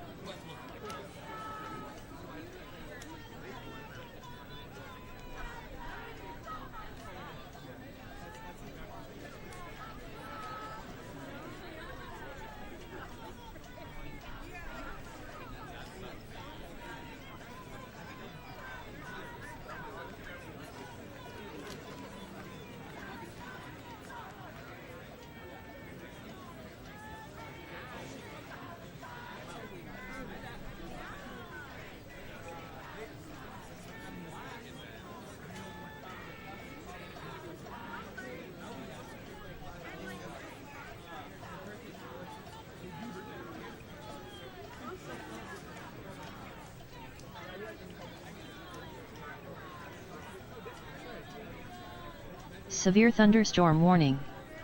Kansas.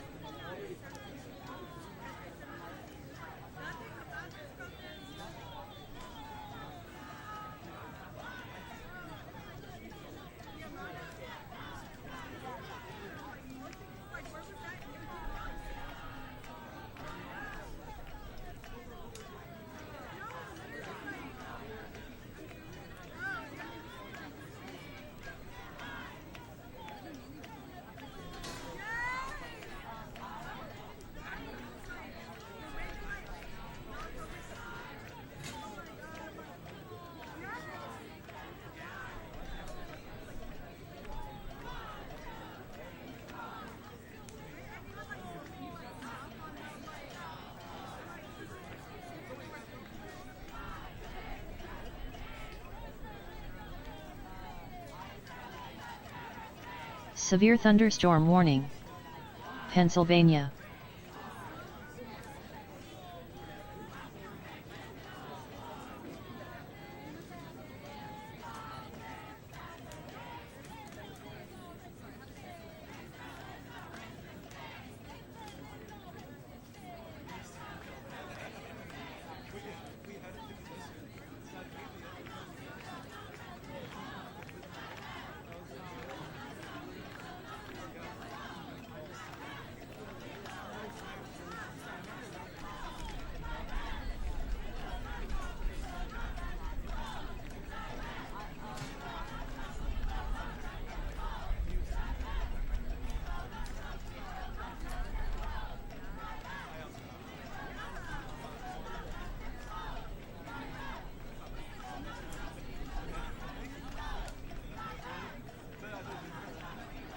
Severe thunderstorm warning. Iowa. Tornado warning. Kansas. Severe thunderstorm warning. Kansas.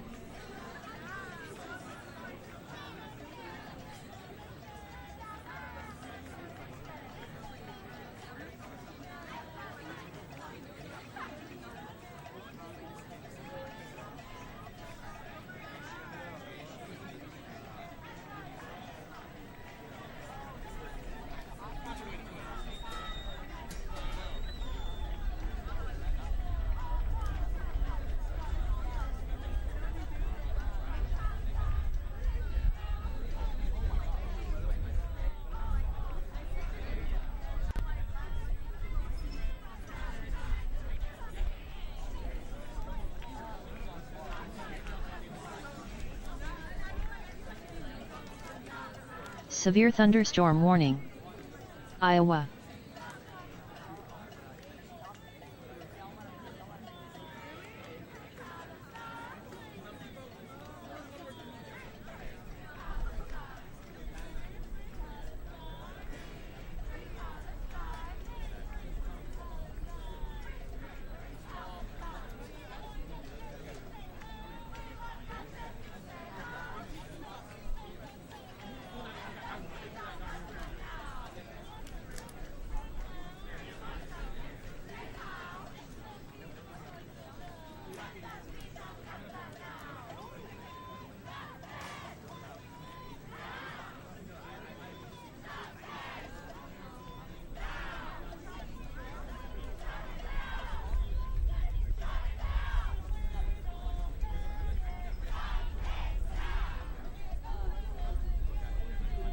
Tornado warning. Kansas. Severe thunderstorm watch. Texas.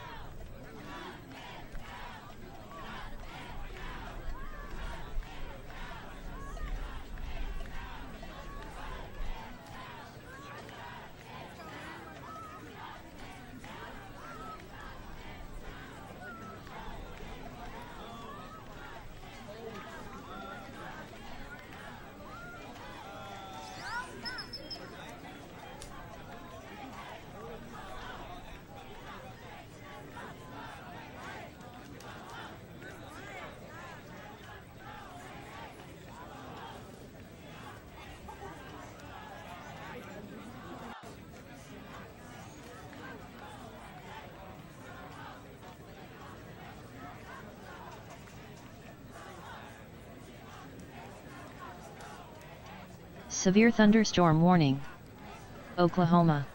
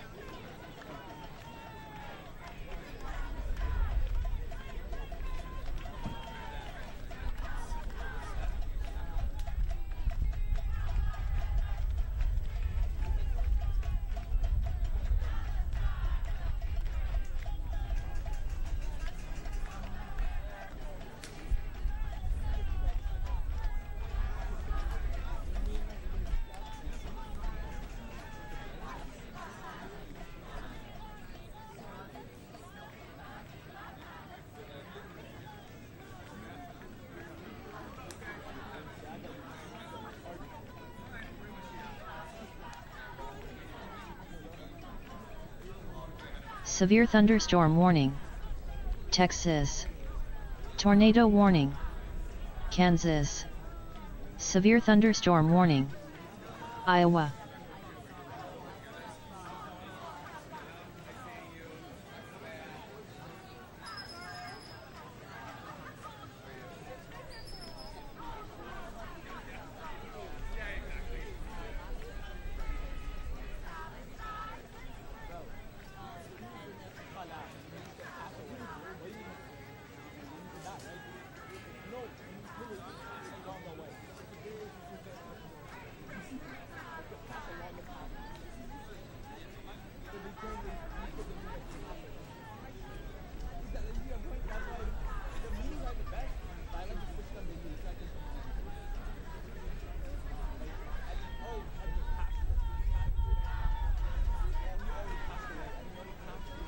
Severe thunderstorm warning.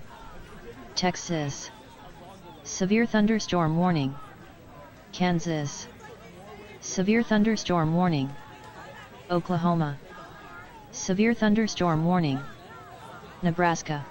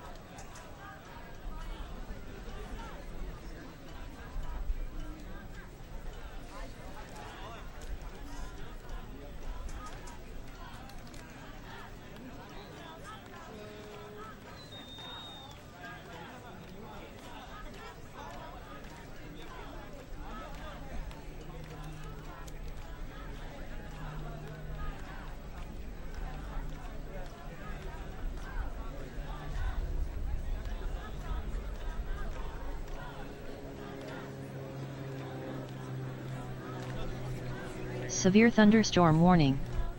Kansas.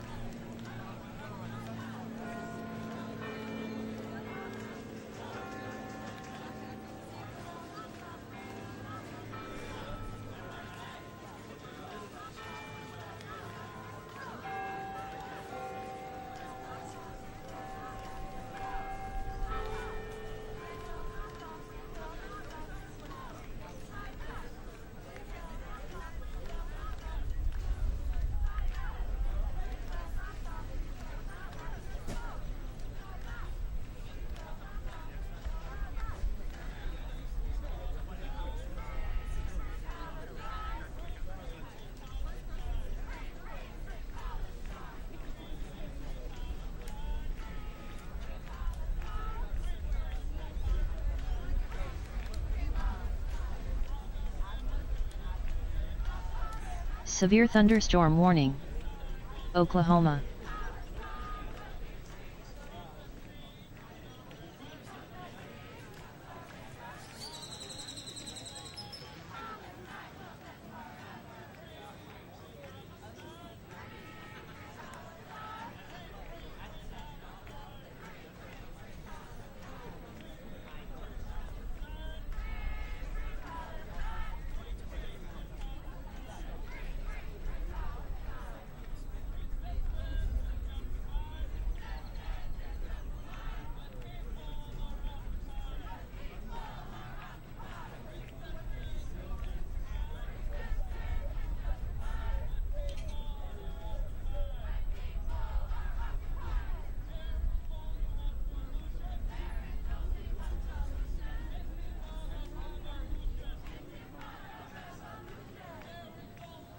Severe thunderstorm warning. Iowa. Severe thunderstorm warning. Texas.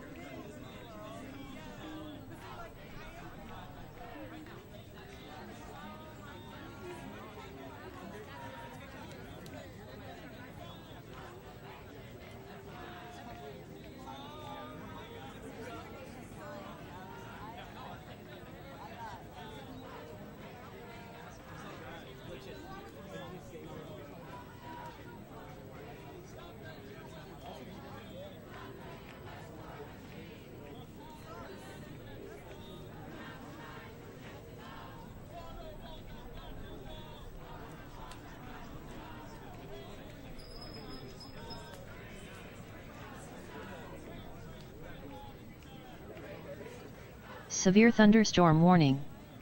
Texas.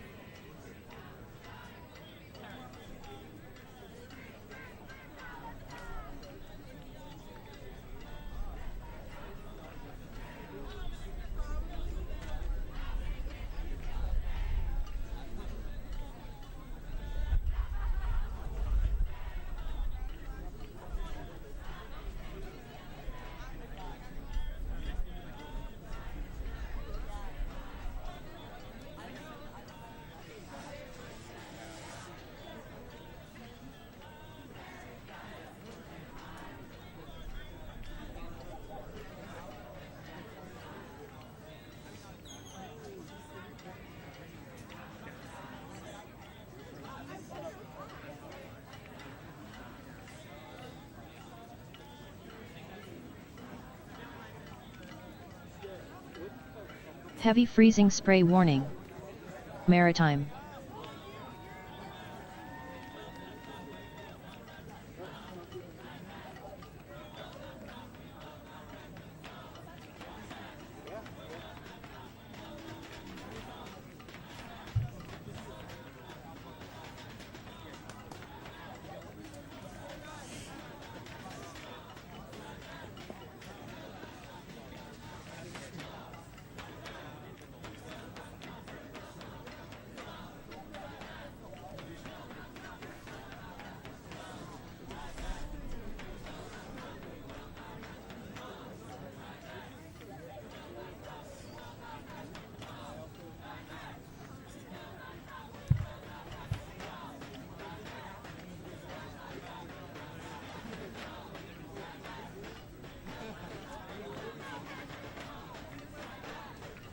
Severe thunderstorm warning.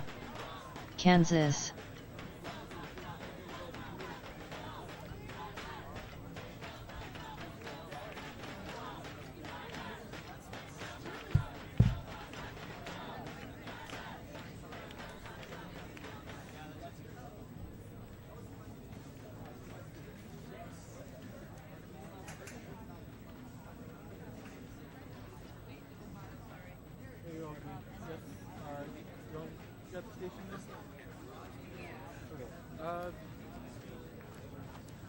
Do I need to stream anymore? I remember they told me. I needed to be up my stream.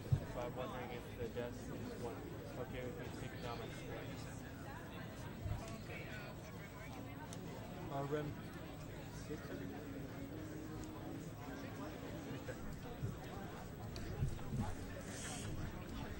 Severe thunderstorm warning. Oklahoma. Severe thunderstorm warning. Iowa.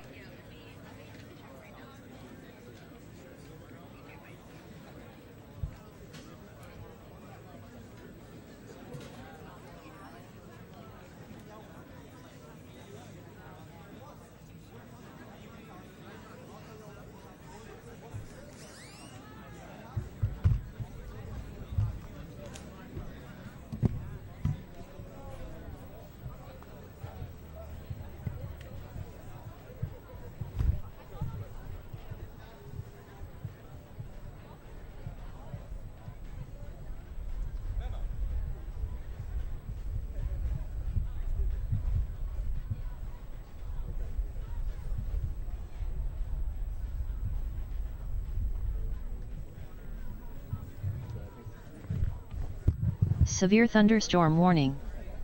Oklahoma.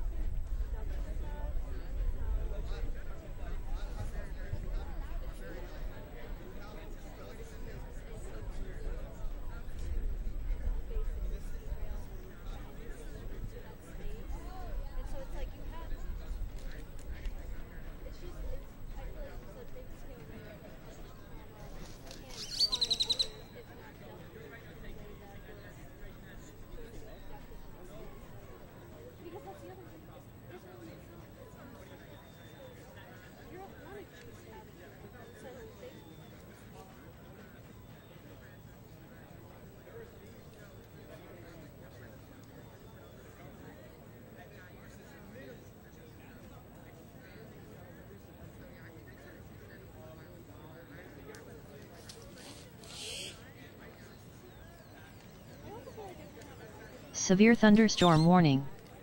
Iowa. Severe thunderstorm warning. Kansas. Severe thunderstorm warning. Missouri.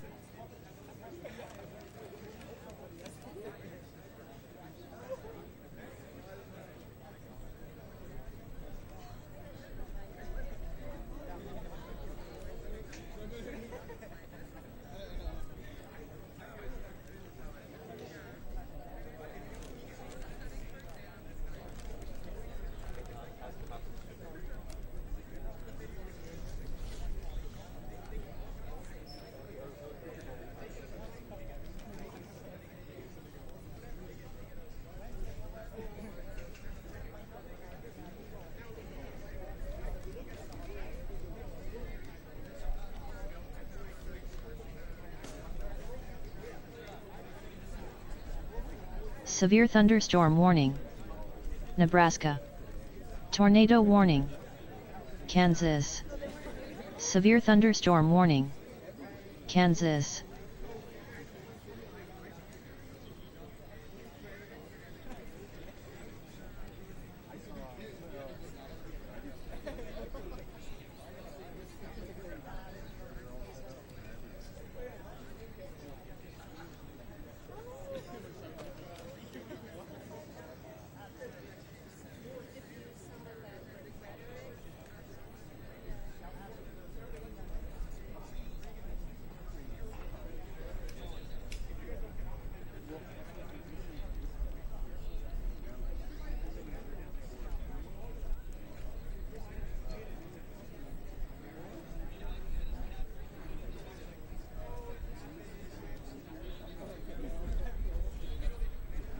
Severe thunderstorm warning. Oklahoma.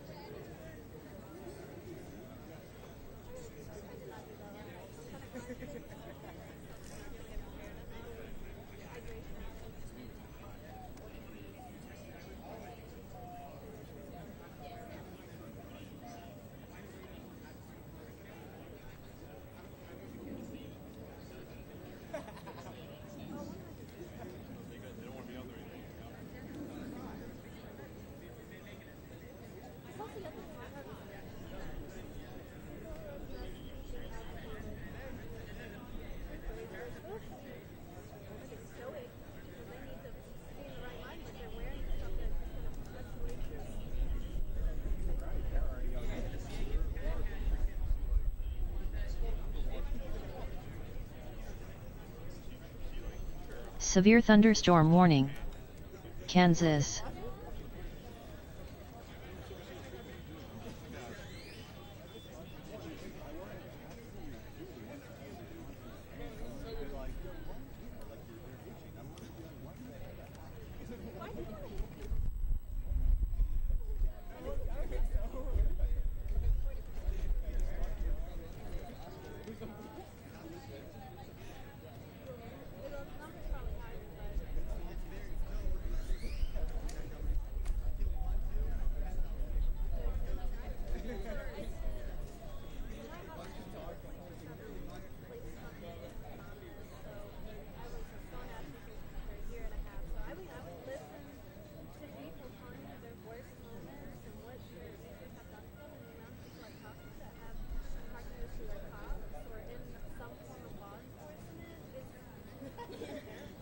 Severe thunderstorm warning.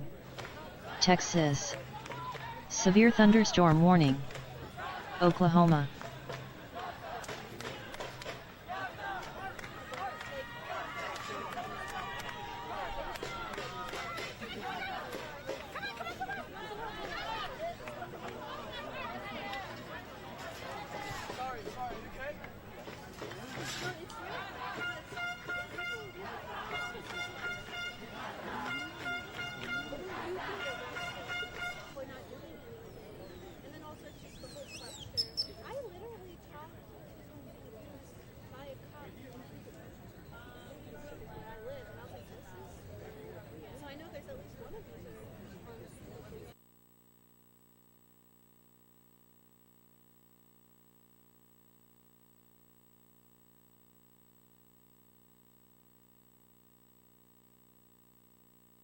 Severe thunderstorm warning.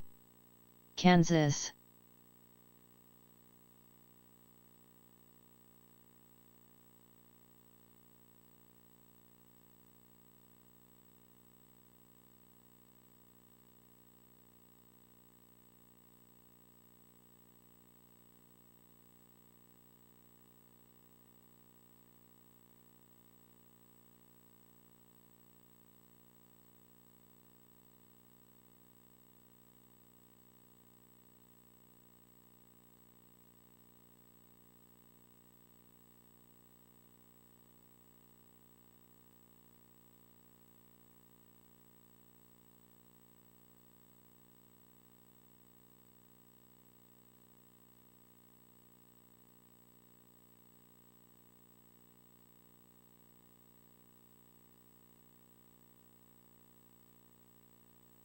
High wind warning.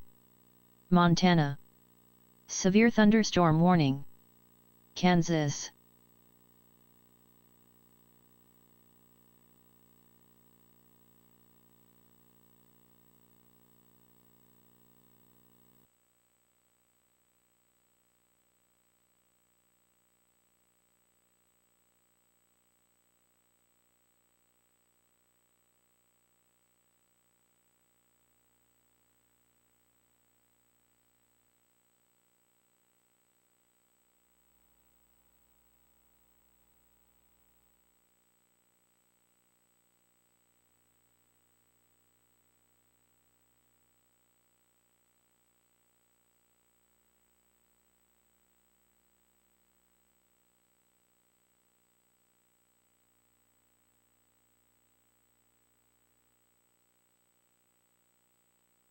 Tornado warning.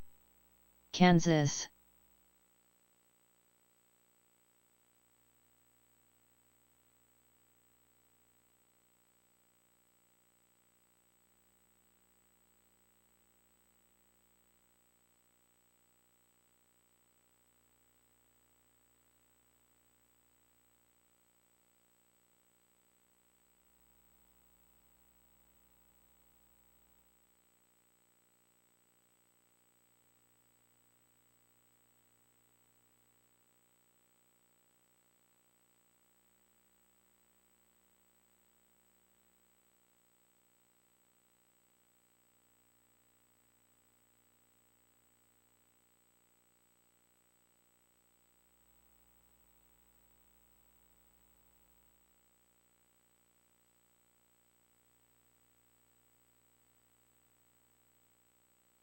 Severe thunderstorm warning.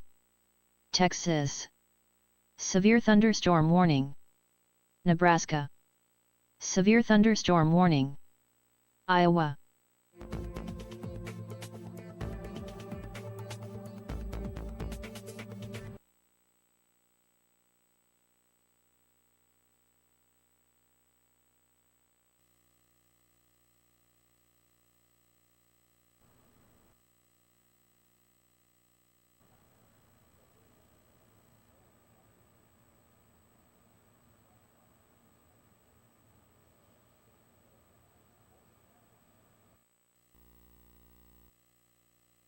And good evening, everyone. Over the past 2 weeks or so, this has been a dynamic, evolving situation, and we have been in contact with university officials from the beginning. Again, we are talking about private property, so decisions on what to do on that property are up to the university. With that being said, what we saw last night and into today is not acceptable. Furthermore, and this is very important, as the mayor has said, we are seeing professional external actors getting involved in these protests, including in the occupation of a university building. These people are not Columbia students. They are not affiliated with the university, and they are working to escalate the situation. We are seeing the tactics changing in a way that's endangering public safety. These once peaceful protests are being exploited by professional outside agitators, and the safety of all students, faculty, and staff are now a concern. The right to protest and speak your mind is critical to our democracy, and the NYPD's job is to protect that right. Severe thunderstorm warning. Texas. Severe thunderstorm warning. And as Kansas. we've said, once the university asks for our help, the NYPD will be there ready to assist them. Finally, to the parents, and I say this as a father of a college student myself, be aware where your children are. Be aware of what they're involved in. And if you don't know, reach out to them. The university and the NYPD are taking the situation seriously. You should be taking this situation seriously too. Thank you. Good evening, everybody. So as the mayor and the police commissioner have just been outlining, we've observed, and you all have as well, a really concerning escalation of activity associated with campus protests broadly, and in particular with Columbia University over the past 24 hours.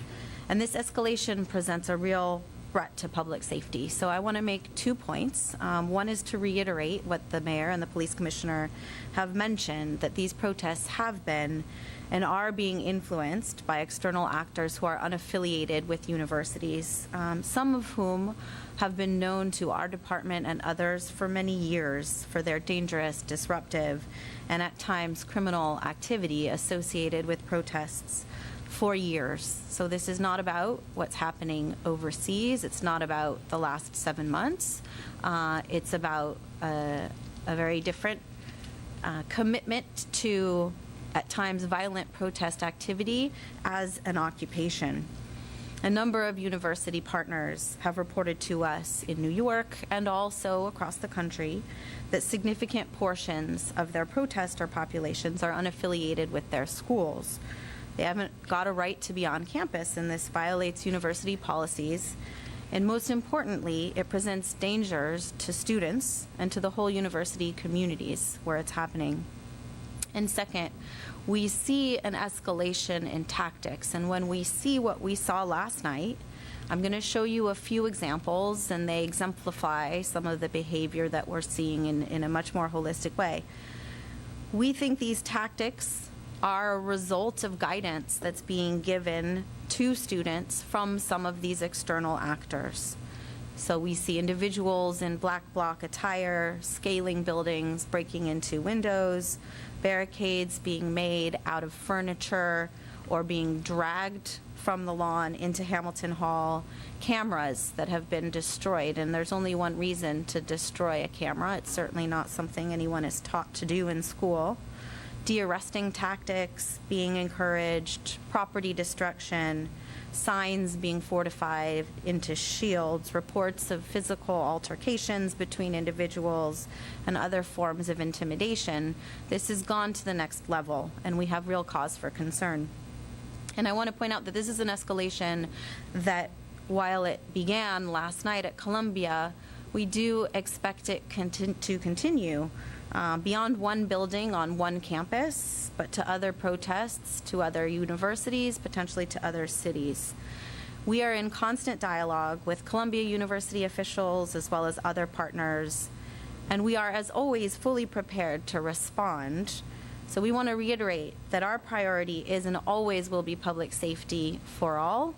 And I'm going to show you what is a 2-minute video clip. And again, some of this may be a little bit hard to interpret, but it shows us who've been looking at this stuff for quite some time 2 things. One is the presence of some external folks who are not affiliated with school, and the second is the evolution and the change in tactics that we witnessed last night. So if we could go ahead and play the video. There's a little bit of sound, which I'll try to narrate over. So this is 2 students who are trying to prevent the hall from being broken into, being intimidated by some others, as well as some of the external actors that we have been talking about, making a barrier to be dragged into Hamilton Hall. Here's an example of 2 individuals breaking into windows. Again, the black bloc attire is something that we've seen in protest activity for quite some time. Barricades that are being dragged into Hamilton Hall. Again, people unaffiliated with the school who are assisting in allowing them entry. Some training sessions that are occurring within the encampment itself. You know, that is something that the university has been very clear that only university students are to be allowed within the encampment. And these are just some still shots of some of the property destruction that we saw within Hamilton Hall.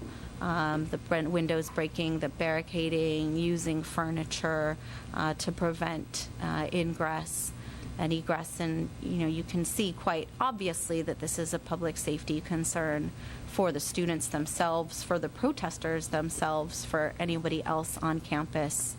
The broken windows, more barricades, human beings chained together to try to prevent entry into the buildings. So this is, you know, far beyond First Amendment protected speech and peaceful protest, which has been, you know, a key element of some of these Severe things over the last few thunderstorm warning. months. A lot Oklahoma. of people involved. Some of them are known to us, and others are reported by university officials to be unaffiliated with campus. So that is why we are urging people to take this opportunity to leave Hamilton Hall, and just to reiterate that we are here to make things and keep things safe for our city. So thank you.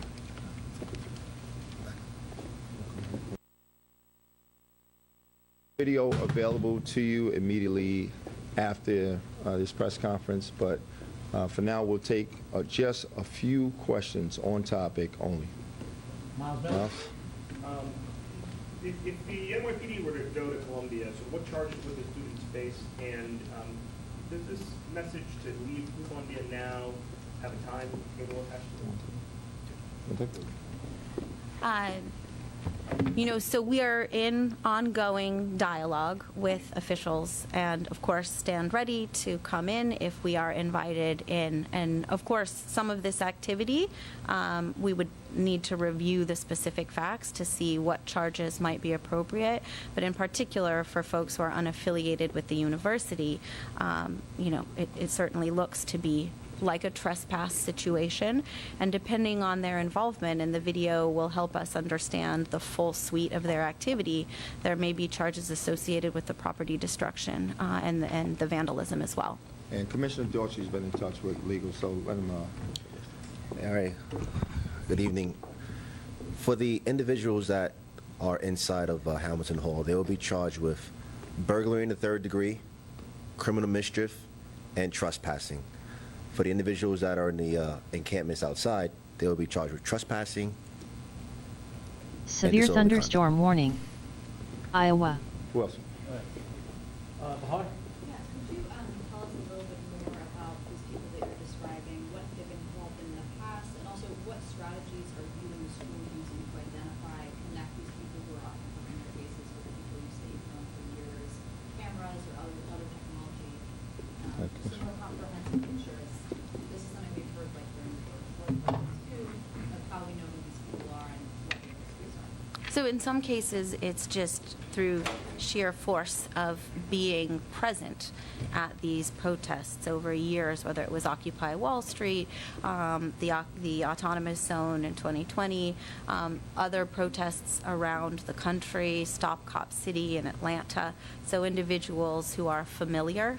And in other cases, we rely on partner reporting to say this is individuals that are known to us. So this is a collaborative effort, but as most Severe of thunderstorm warning. our Missouri. work is, it involves Severe our officers thunderstorm who warning. do this better than anyone, Kansas. who have been doing it repeatedly over many months and in some cases over many years. Mark Morales? Hi. I had two questions. One was, could you walk us through some of these conversations that are going on with university officials? How often are you talking to them, and when you talk to them about this, what are they actually saying to you? I imagine that this has been communicated. And the other question I had is, as far as the people, these professional agitators that you're saying, how many of them, if you had to put a number on it, are in Hamilton right now? How many of them are in that encampment? How many of them are in it as a whole? All right, so Mark, I have Police Commissioner address the first part of your question, then I'll have Commissioner Weiner address the second. Thank you, Mark. Just want to reiterate that we're in constant dialogue with the officials at Columbia University. So right now, there is no timetable. We have no letters from them. We are here ready to assist them whenever they need our help. But when you've shown them this, have they said anything to that? Right now, so just constant dialogue. Right now, they're in contact, or they're in constant dialogue with the students themselves, trying to alleviate the situation. We are here ready to assist them whenever they're ready to ask for our help. Hold on, Carlos. Let Commissioner Weiner address the second part of how many, the ratios that Columbia is saying they see. You know, our visibility into what's going on is limited, right, by the fact that we're not physically present within the campus, and so it's hard to answer your question with any degree of specificity. So we know the ones we know, but we can't have a full accounting for what's going on, and, you know, the fact of cameras being disabled further complicates our ability to assess the public safety risks in real time. Storm warning. Mark, Commissioner's Iowa. been pretty thorough with Tornado that one, right? warning. All right, final question, Kelly. Nebraska. I have Severe questions. I know thunderstorm you warning. talked about the timeline, but Oklahoma. Columbia has a commencement ceremony coming Texas. up on the 15th.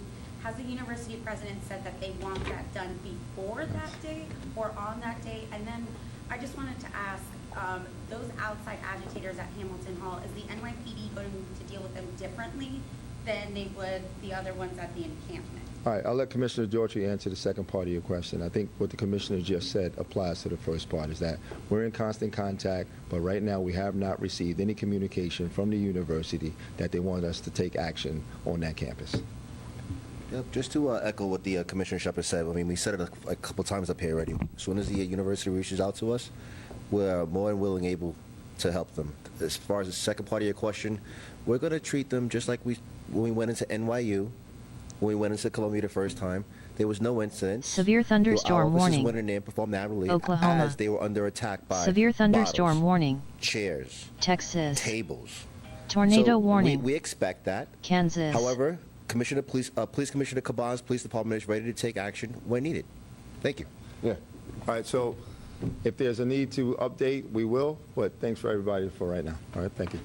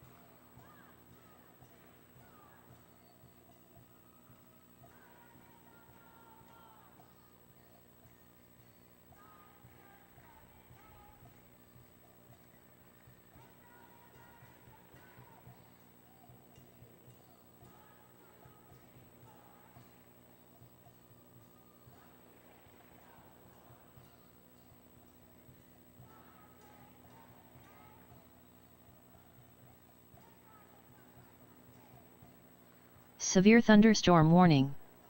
Missouri. Severe thunderstorm warning. Texas. Severe thunderstorm warning. Oklahoma.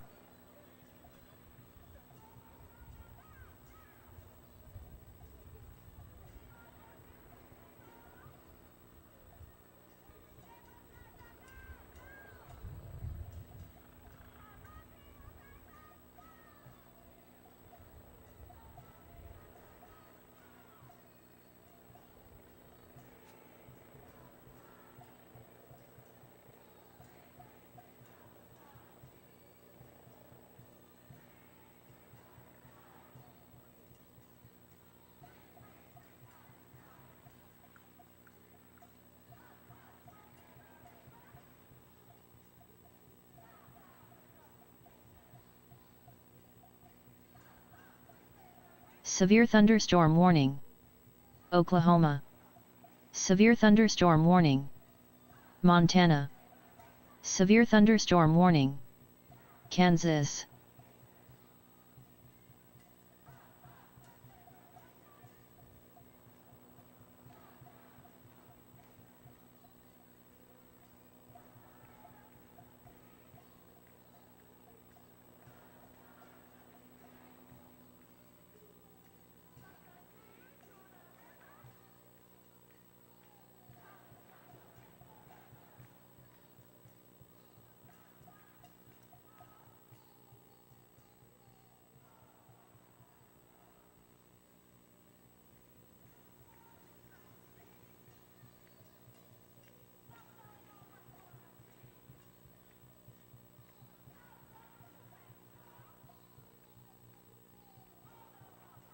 Severe thunderstorm warning.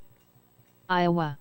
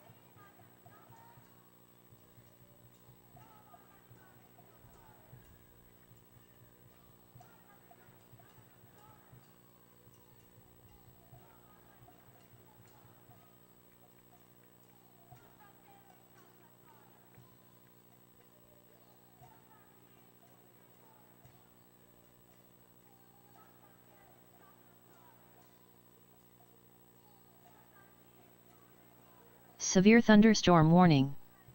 Texas. Severe thunderstorm warning. Kansas. Severe thunderstorm warning. Oklahoma. Tornado warning. Nebraska. Tornado warning. Missouri.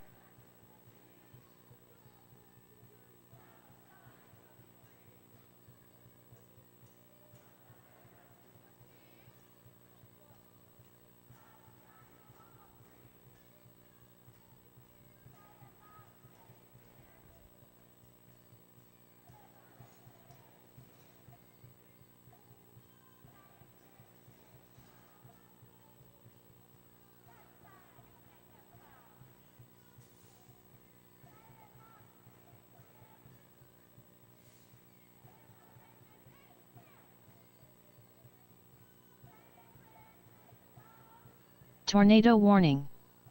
Kansas. Tornado warning. Oklahoma.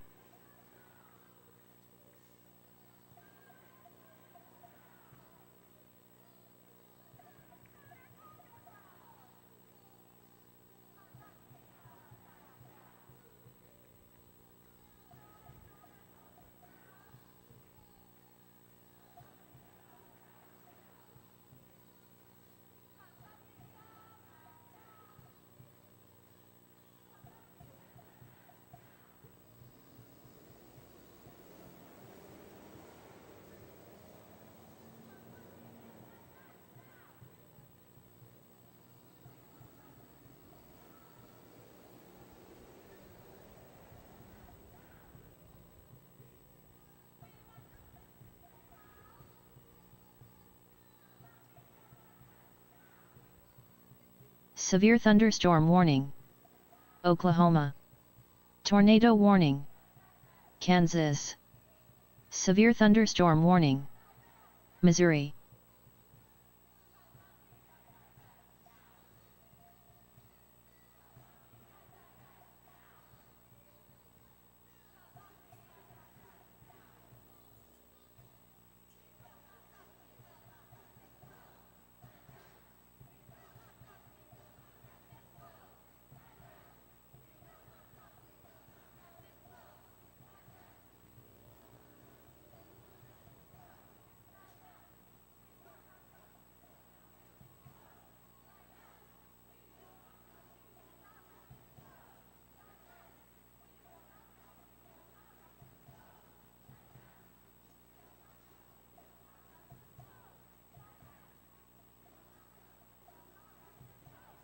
Tornado warning.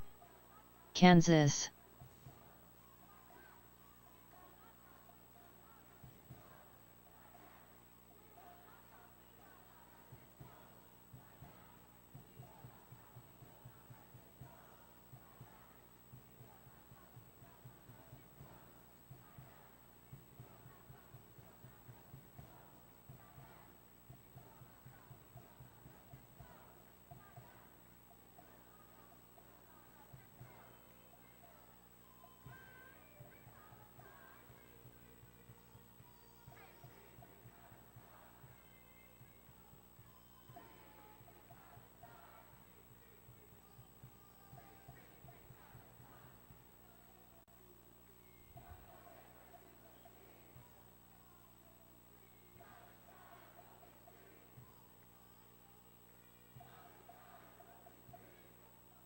Severe thunderstorm warning.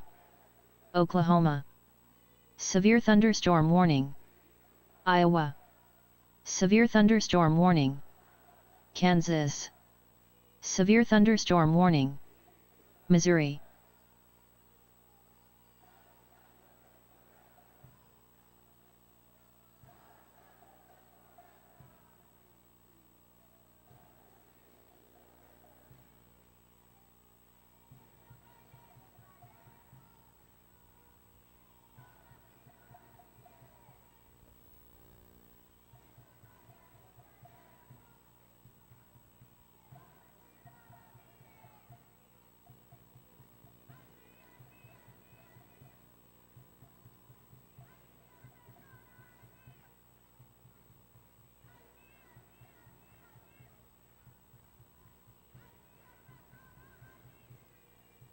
Severe thunderstorm warning. Kansas. Special marine warning. Maritime. Severe thunderstorm warning. Iowa.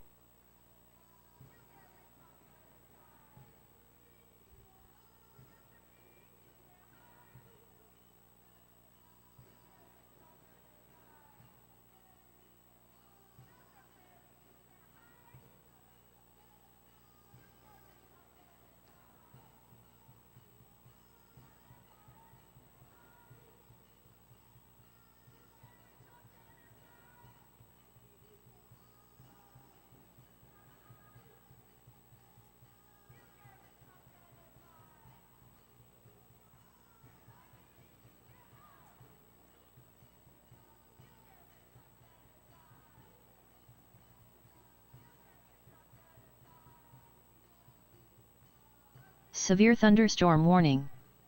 Oklahoma.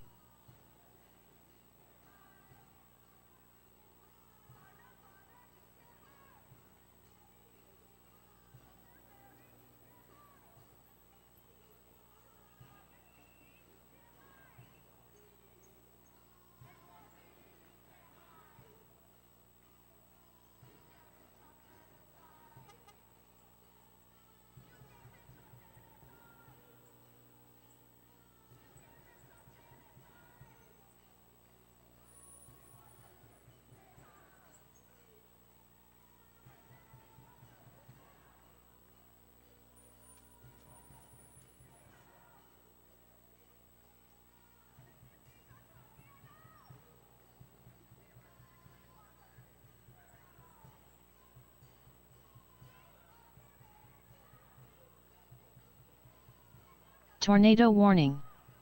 Kansas. Tornado warning. Missouri. Severe thunderstorm warning. Texas.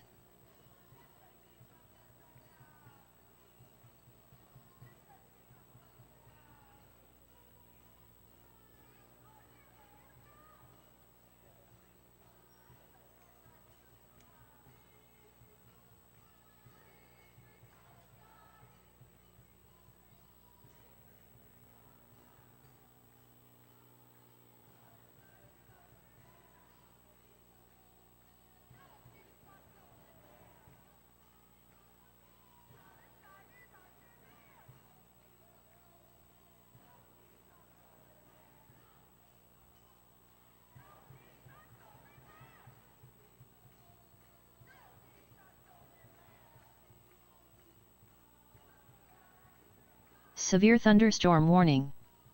Oklahoma. Tornado warning. Kansas. Flood warning. Texas.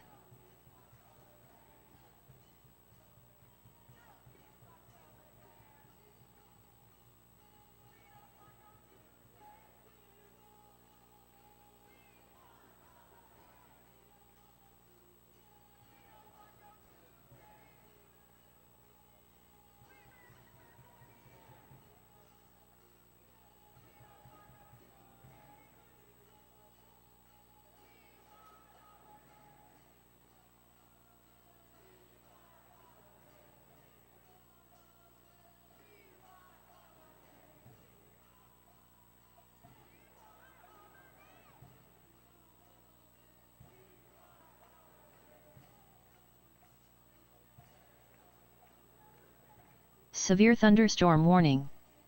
Missouri. Severe thunderstorm warning. Iowa. Tornado warning. Oklahoma.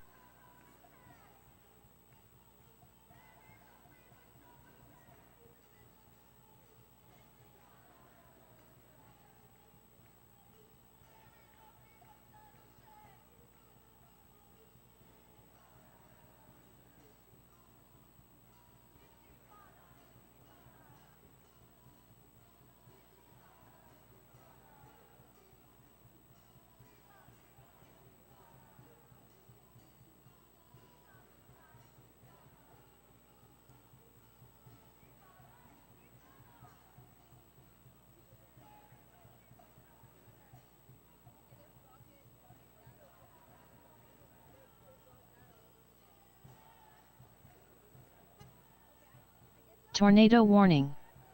Kansas. Severe thunderstorm warning. Texas.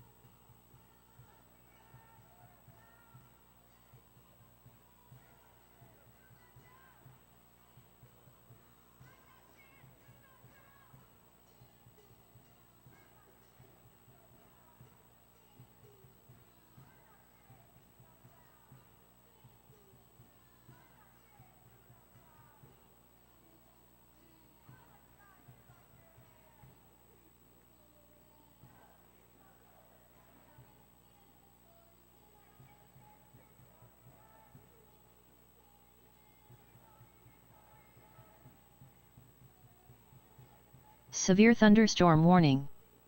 Texas.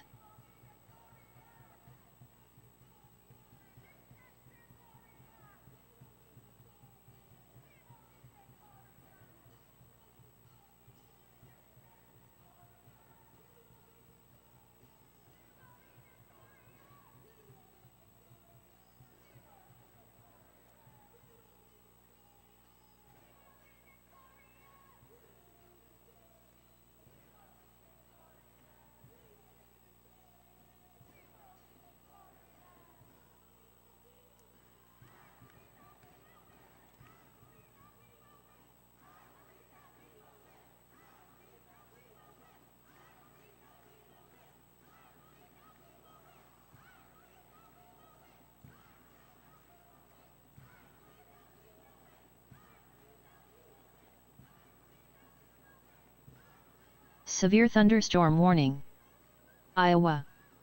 Severe thunderstorm warning. Kansas.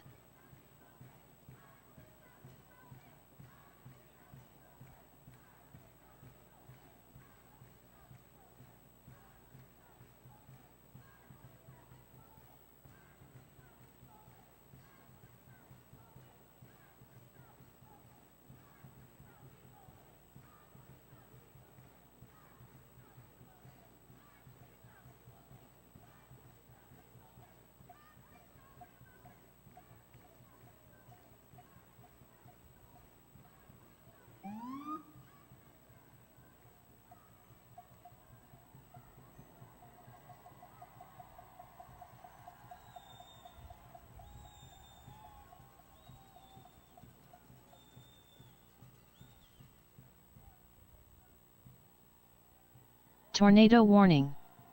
Oklahoma. Severe thunderstorm warning. Oklahoma.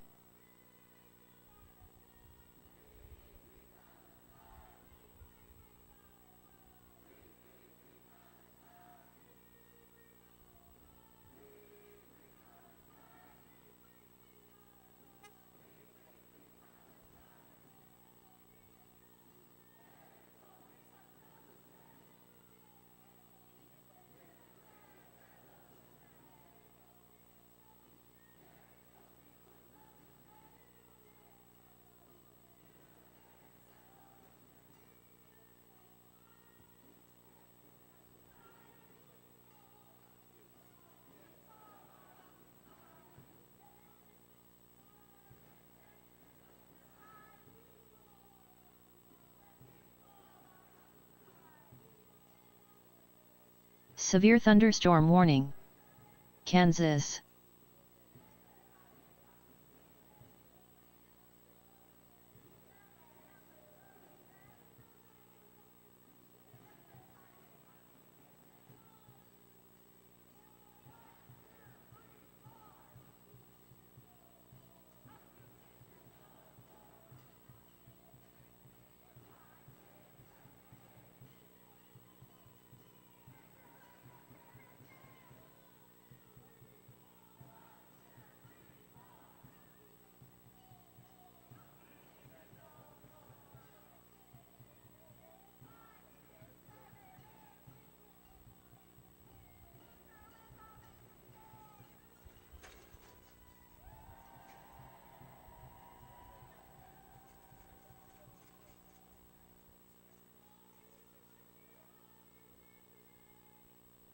Tornado watch. Kansas. Missouri. Severe thunderstorm watch. Kansas. Missouri. Tornado warning. Kansas. Severe thunderstorm warning. Pennsylvania.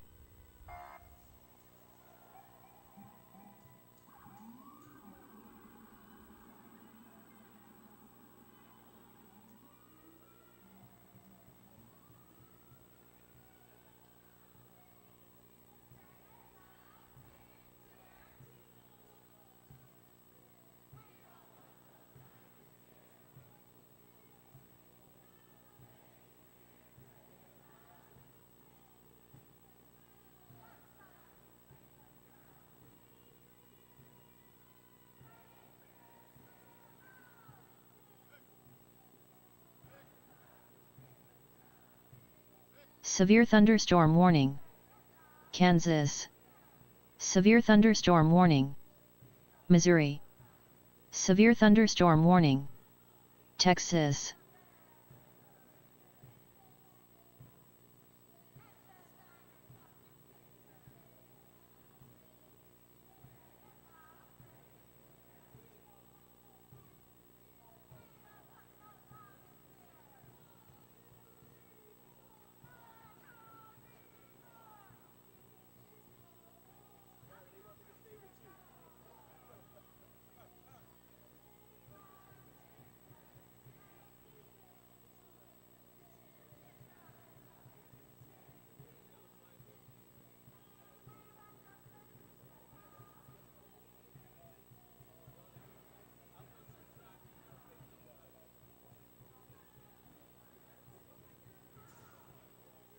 Tornado warning. Kansas. Severe thunderstorm warning. Kansas.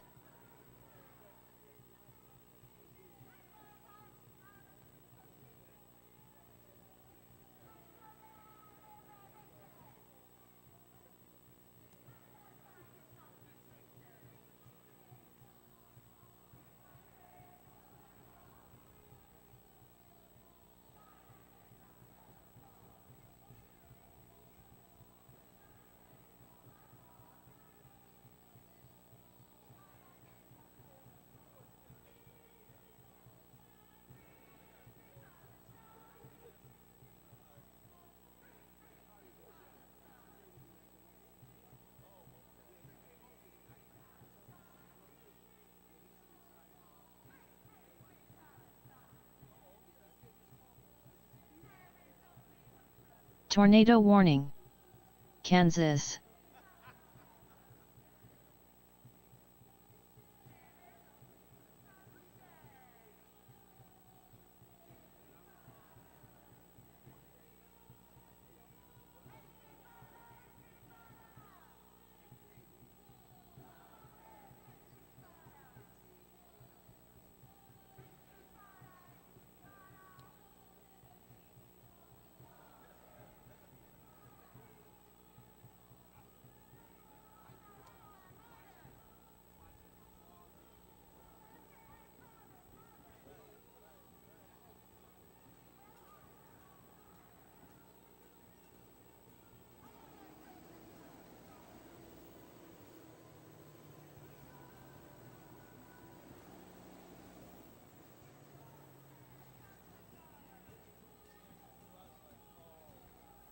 Flash flood warning. Texas.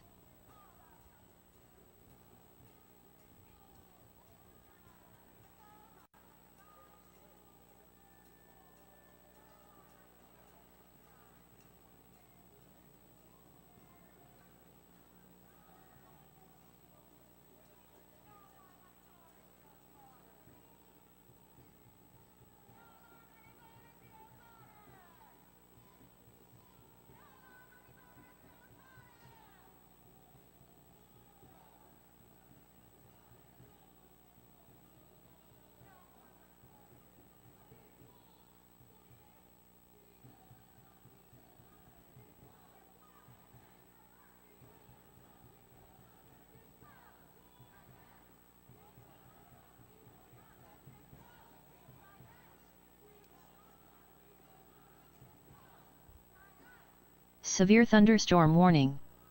Kansas. Severe thunderstorm warning. Oklahoma.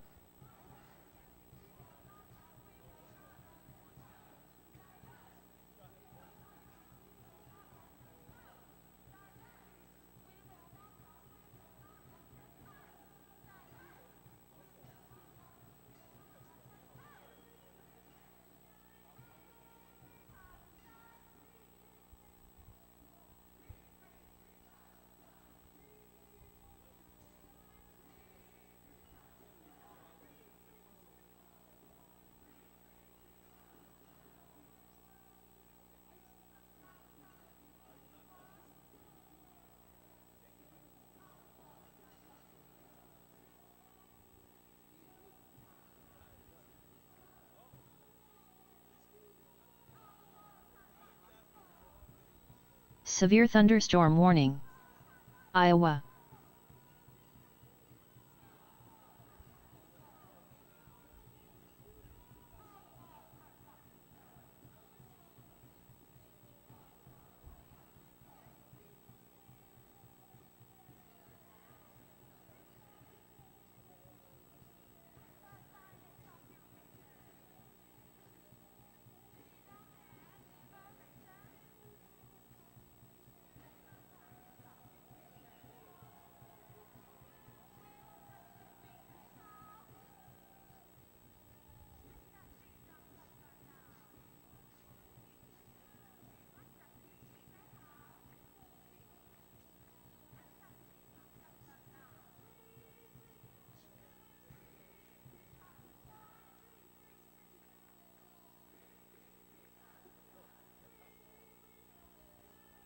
Tornado warning.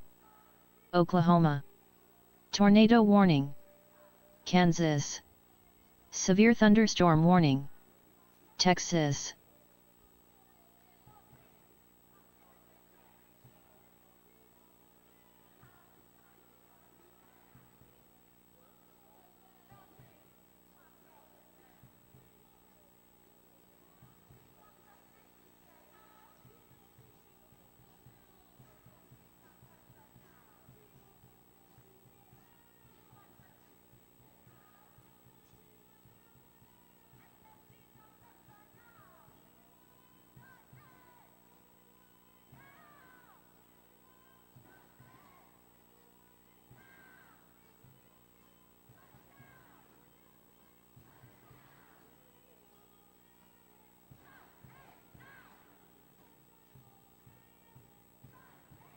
Flash flood warning. Oklahoma. Severe thunderstorm warning. Kansas. Tornado watch. Iowa.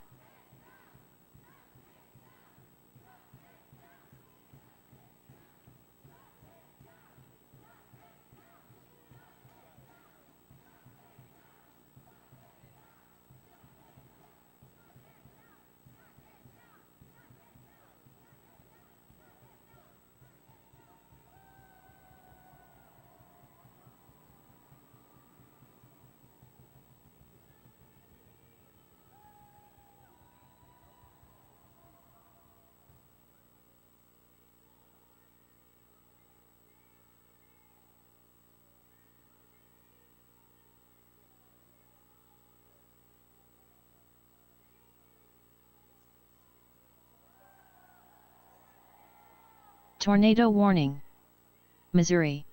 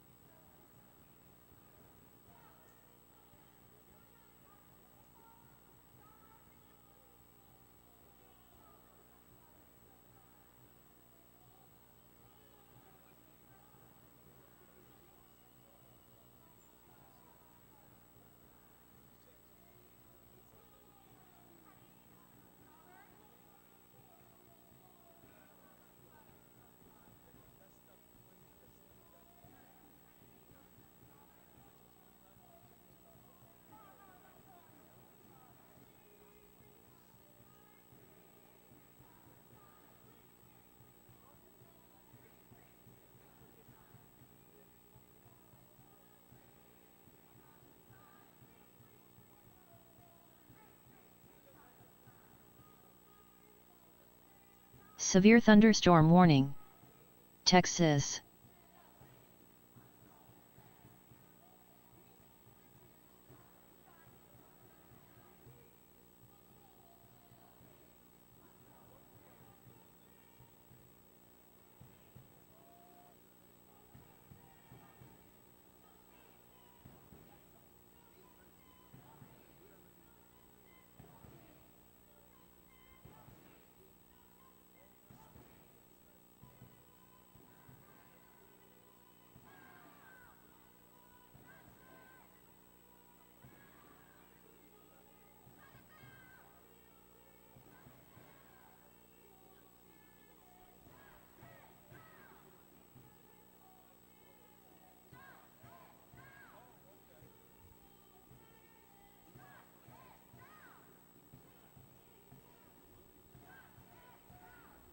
Severe thunderstorm warning.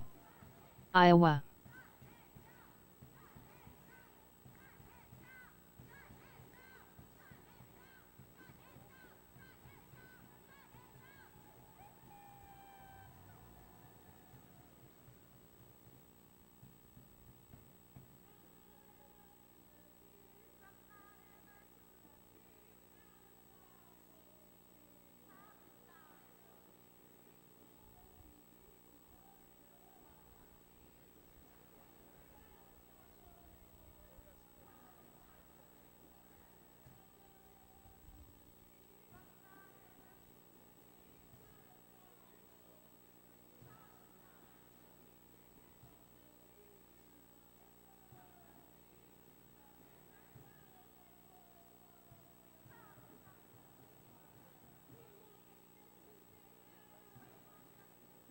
Tornado warning.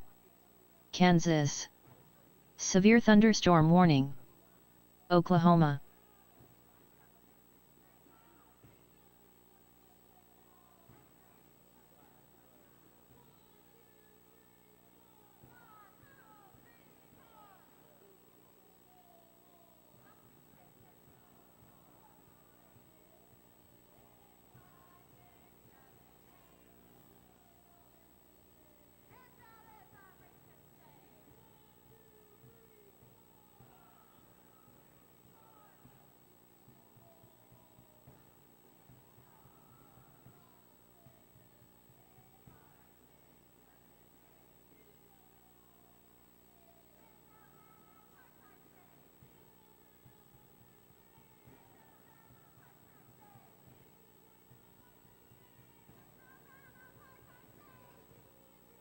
Severe thunderstorm warning. Kansas. Tornado warning. Oklahoma.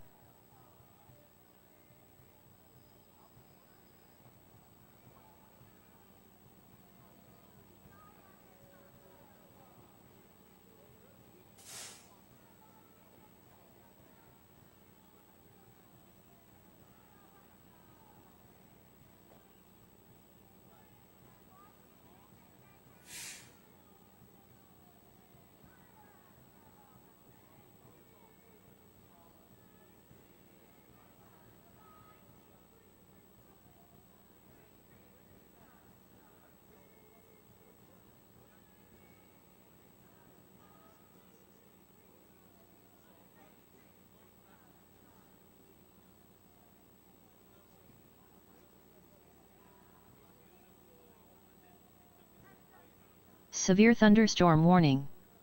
Kansas. Flash flood warning. Oklahoma. Tornado warning.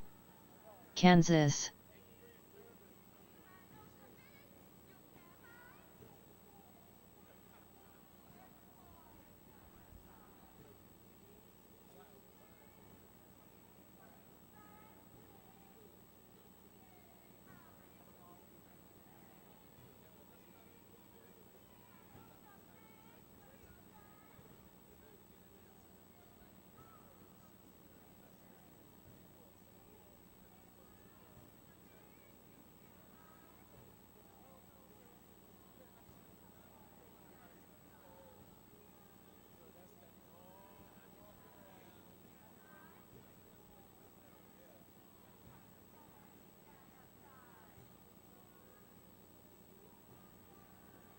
Severe thunderstorm warning.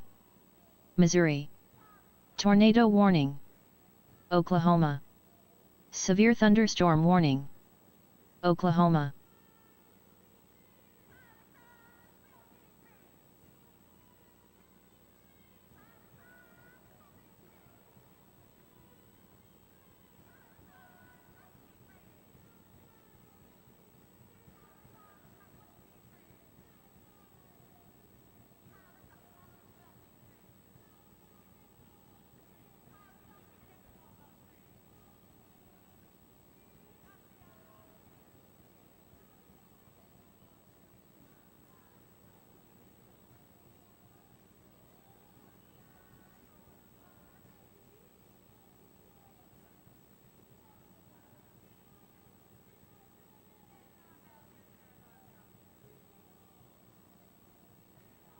Severe thunderstorm warning.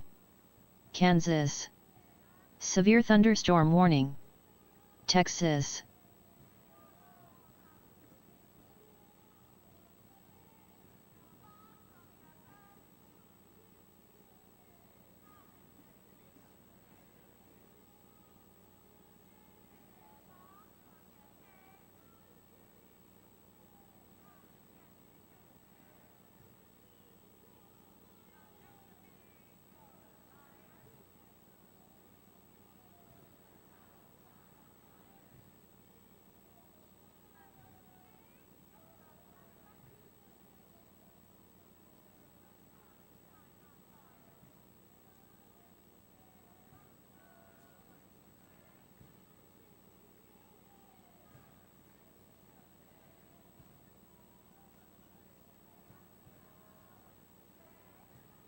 Severe thunderstorm warning.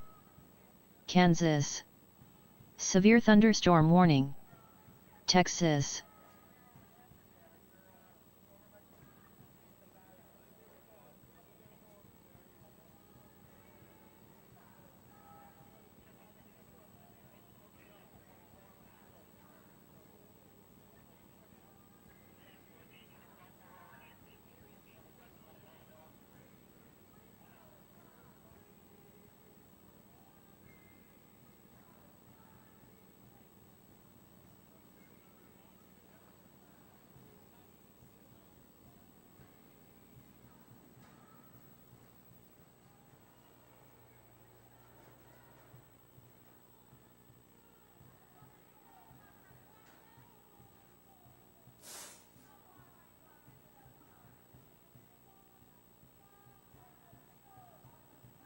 Severe thunderstorm warning.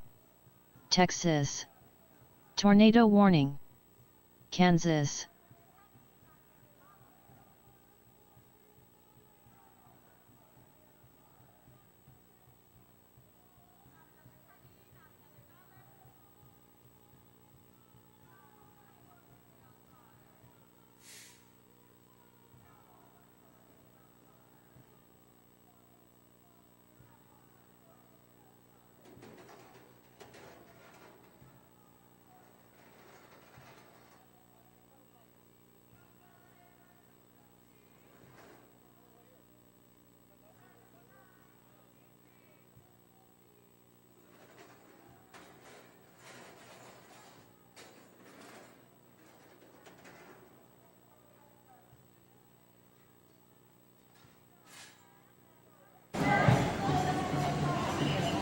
Severe thunderstorm warning.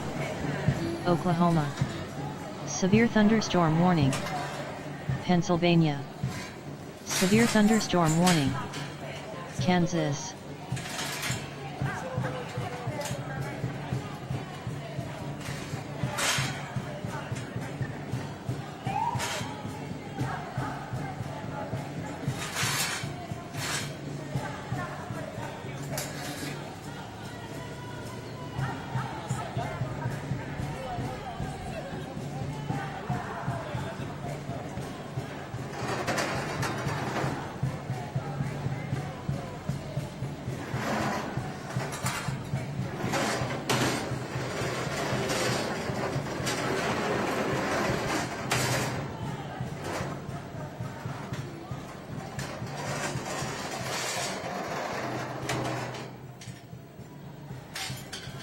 Tornado warning.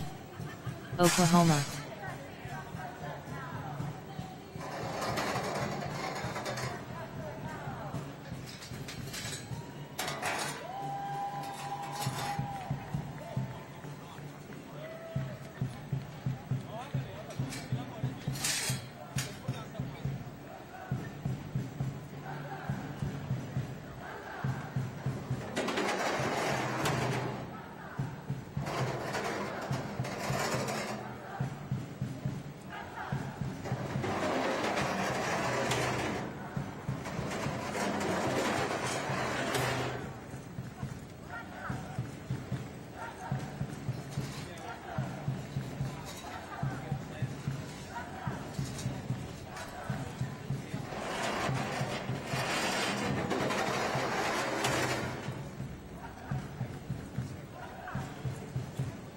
Severe thunderstorm warning. Iowa.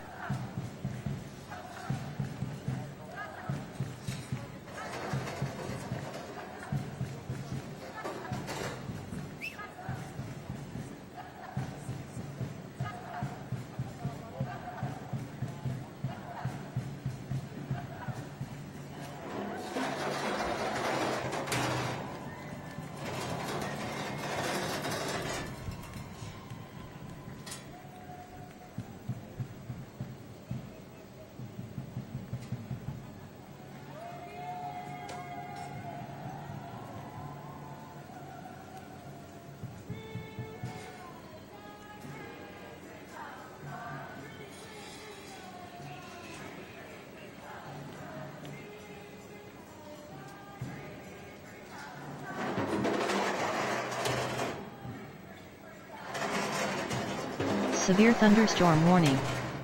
Iowa. Severe thunderstorm warning. Kansas. Severe thunderstorm warning. Oklahoma. Tornado warning. Kansas.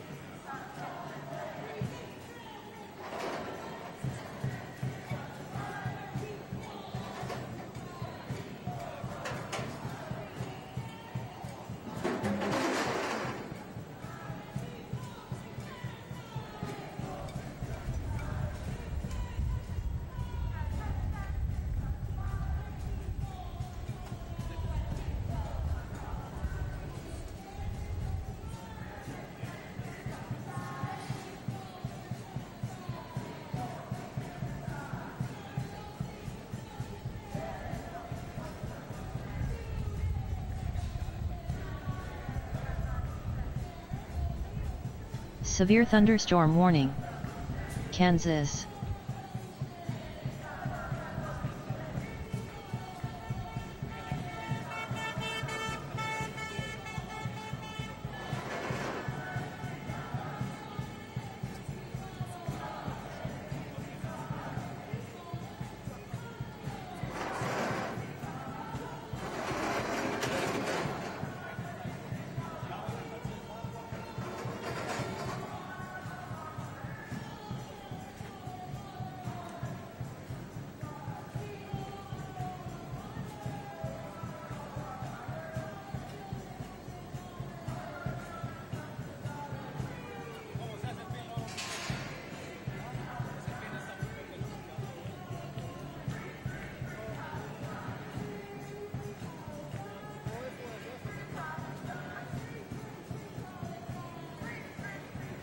Severe thunderstorm warning. Iowa. Severe thunderstorm warning. Oklahoma.